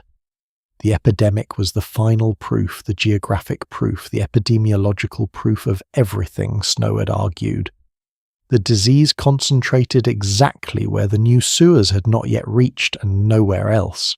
William Farr, who had spent his career defending the miasma theory, looked at the data from the 1866 outbreak and could no longer deny what it showed. He converted. He accepted Snow's theory. He wrote a monograph acknowledging the waterborne mechanism. 8 years after Snow died, 8 years after Snow had been unable to see this moment coming, let me tell you what Bazalgette built above the ground too. Because the sewers were only part of the story. To carry his northern intercepting sewer along the north bank of the Thames, Bazalgette needed to embank the river to push the shoreline outward, reclaiming land from the water, creating a new embankment on which the road and the sewer tunnel and eventually the underground railway would all run together. The Victoria Embankment completed in 1870, the Albert Embankment on the south side, the Chelsea Embankment further upstream, 22 acres of new land created from the river, the broad tree-lined promenades along the Thames that Londoners and tourists enjoy today, the avenues of plane trees, the gardens, the benches with views of the water. These exist because of Bazalgette. The tunnels beneath them, the district and circle lines of the London Underground running alongside the sewers, these exist because of Bazalgette. He also rebuilt 3 of London's bridges, Battersea, Hammersmith and Putney, when they were found to be structurally inadequate. He designed the free Woolwich ferry service. He laid out large sections of the road network that is still used today. The historian Peter Ackroyd wrote that Bazalgette should be considered a hero of London. The BBC named the London sewer system one of the 7 wonders of the industrial world. And yet, as the London Historian's website puts it, for one who made such an impact on the topography of our city and the health of its citizens, this Victorian engineer remains relatively obscure to the public at large. Why, I think the answer lies in the nature of what he built. Wars produce visible heroes. Novels produce celebrated authors. Political victories produce famous orators. Even scientific discoveries, once accepted, produce named theories and Nobel Prizes and bust portraits in institutions. But infrastructure, the tunnels under the city, the invisible systems that keep millions of people alive every day, without any of them needing to know how it works, those produce a modest stone arch on the Thames embankment that most visitors walk past without stopping. Sir Christopher Wren, the architect of St. Paul's Cathedral, was buried in the crypt of the cathedral he designed, with an epitaph that has become one of the most famous in the English language lector si monumentum requiris circumspice. Reader, if you seek his monument, look around you. The same epitaph has been applied by more than one London historian to Joseph Bazalgette. If you seek his monument, if you want to understand what one person working methodically over decades with absolute commitment to getting the details right can contribute to the welfare of millions of people who will never know his name, look around you, or more precisely, look under you. Because the monument is there, in the dark, carrying the waste of a city that is still alive because he built what he built. One more thing before we move to the final chapter of this story, something I find both humbling and deeply hopeful. The system that Bazalgette built, the system that was designed for 2.5 million people, doubled in capacity for the unforeseen, and still working for nearly 9 million people today, that system is finally reaching its limits. London is building a new sewer, the Thames Tideway Tunnel, 25 kilometres long, running 30 to 60 metres below the river, projected completion in the mid-2020s, estimated cost over £4 billion, and the company contracted to build it is named Bazalgette Tunnel Limited. The best compliment the 21st century could pay to the 19th. We have followed this story from the filth of medieval London to the engineering miracle that cleaned it up. We've watched civilizations forget what Rome knew, and cities grow faster than anyone could manage, and plague feed on the gap between what people needed and what they had. We have watched a parliament flee its own building, a scientist die before his ideas were accepted, and an engineer double his pipe diameters, because there is always the unforeseen. And now, in our final part, I want to do something different. I want to step back from the past entirely and ask, what did all of this cost, and what does it mean for where we are right now?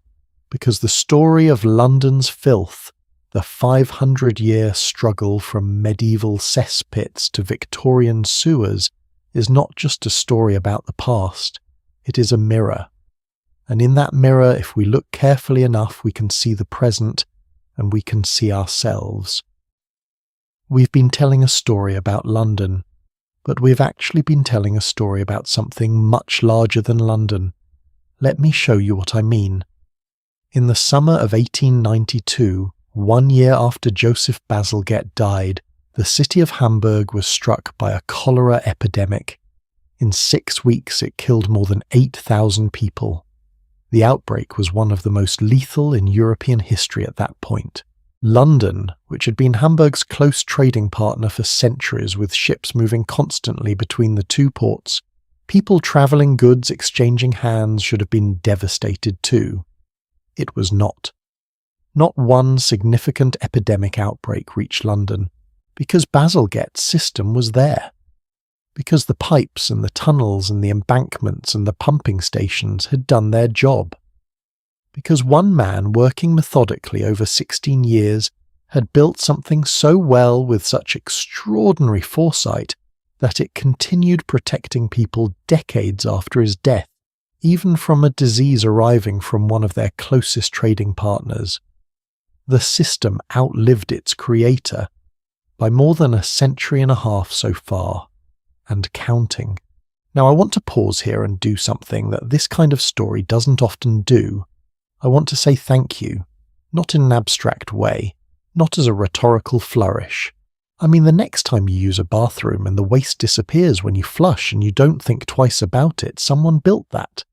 Someone spent years planning it, arguing for funding, overcoming resistance, checking every connection, writing, "I do not like 6 inches used here in the margins of thousands of engineering documents."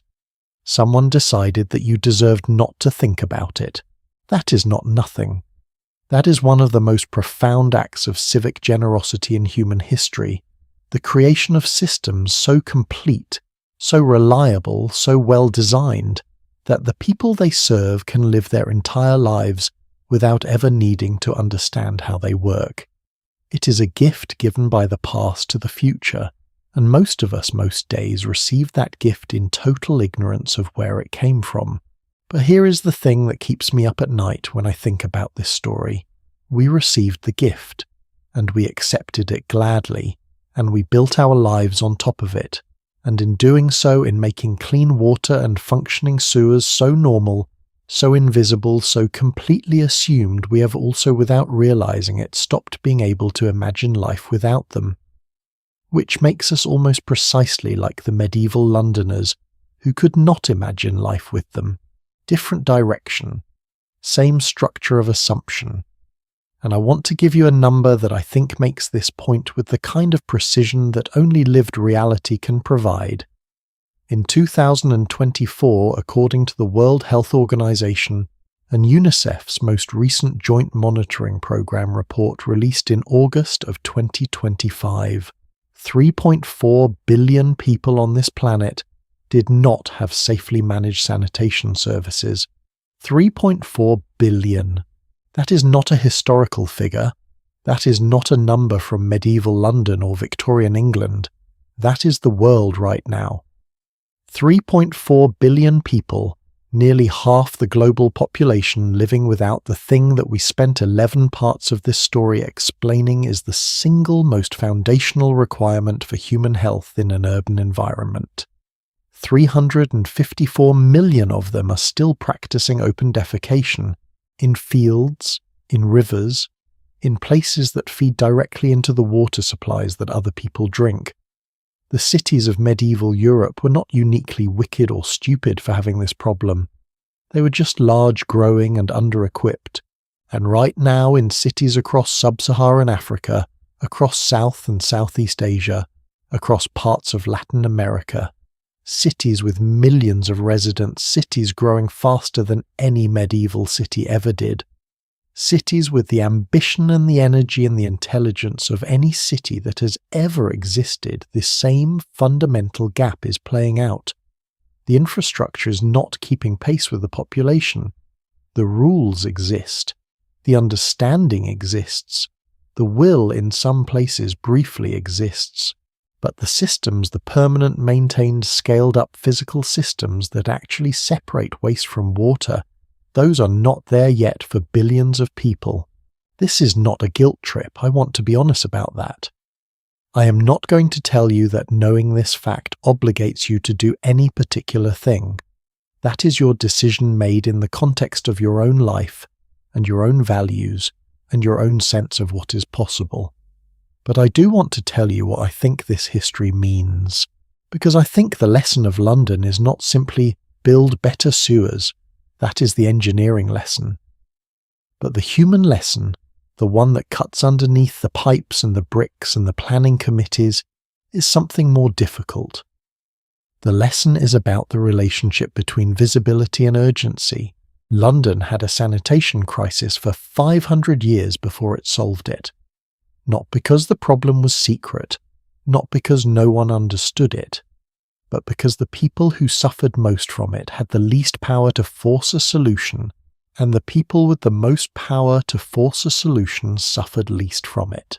The poor of Lambeth and Bermondsey died of cholera at rates 5 times higher than the wealthy residents of the West End. That is not a metaphor. That is a documented historical fact from Jon Snow's own statistics. And the political will to act materialized in 18 days when the smell finally reached the committee rooms, when the problem became personal. Now, think about that 3.4 billion people.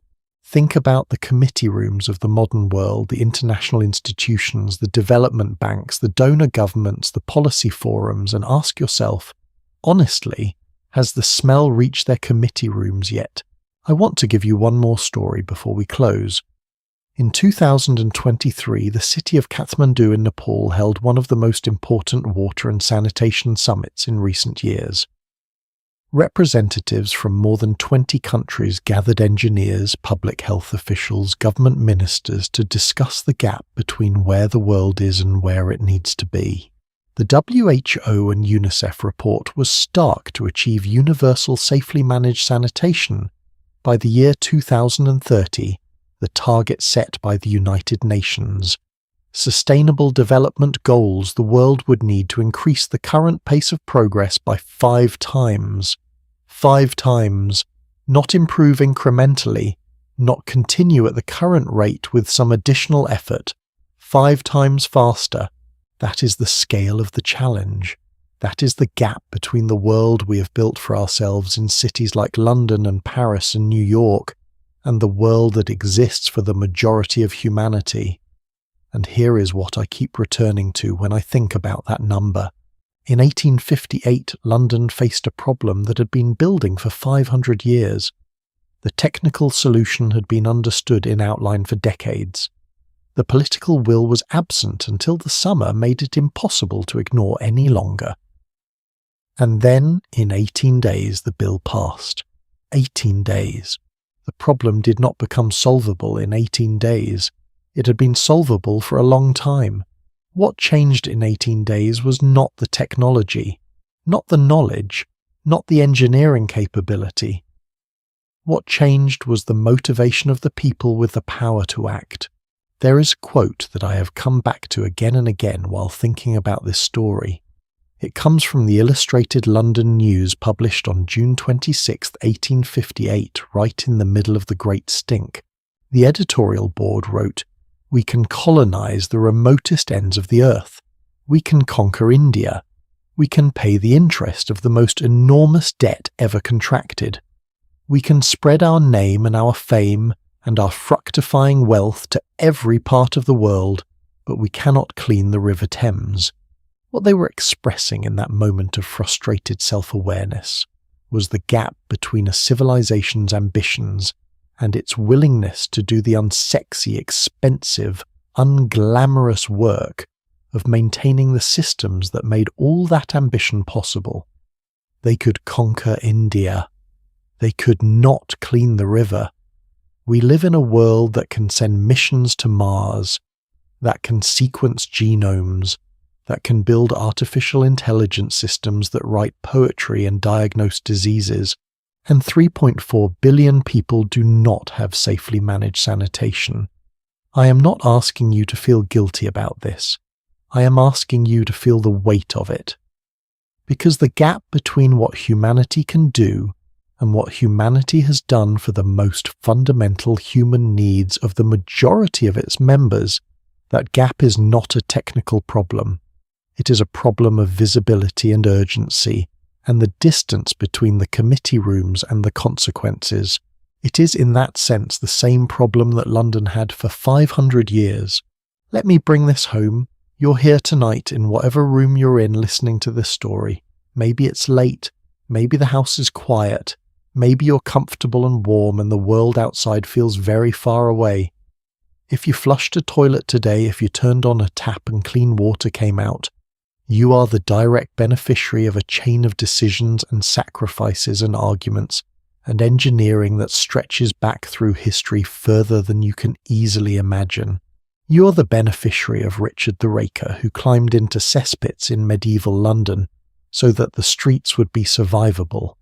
You are the beneficiary of Jon Snow, who walked Soho streets in August of 1854 with a notebook mapping deaths being ignored and continuing anyway. You are the beneficiary of Joseph Bazalgette, who doubled the diameter of the pipes, because there is always the unforeseen, who checked every connection, personally, who wrote approved, and I do not like 6 inches used here in Indian ink on thousands of plans over 16 years, who built a monument that most people walk past without stopping. You are living on their work. And somewhere right now there are engineers and public health workers and community organisers and government officials in cities you will never visit trying to do the same thing. Trying to build the infrastructure that will allow 3.4 billion people to one day receive this same gift that you received without knowing it.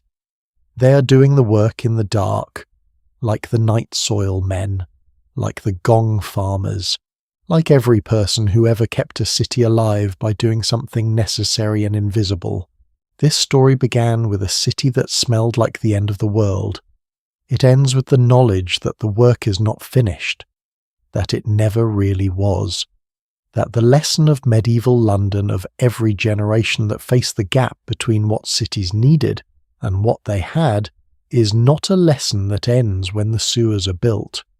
It is a lesson about the ongoing unglamorous essential work of maintaining and expanding the systems that make civilized life possible, the work that belongs to engineers and scientists and city planners and policymakers, but also just a little to the people who understand enough of this story to take it seriously, to the people who refuse to be invisible to the suffering that infrastructure is supposed to prevent, to the people who keep asking in whatever context and with whatever tools they have, has the smell reached the committee rooms yet?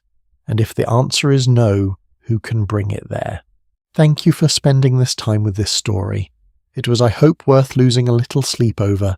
Sleep well.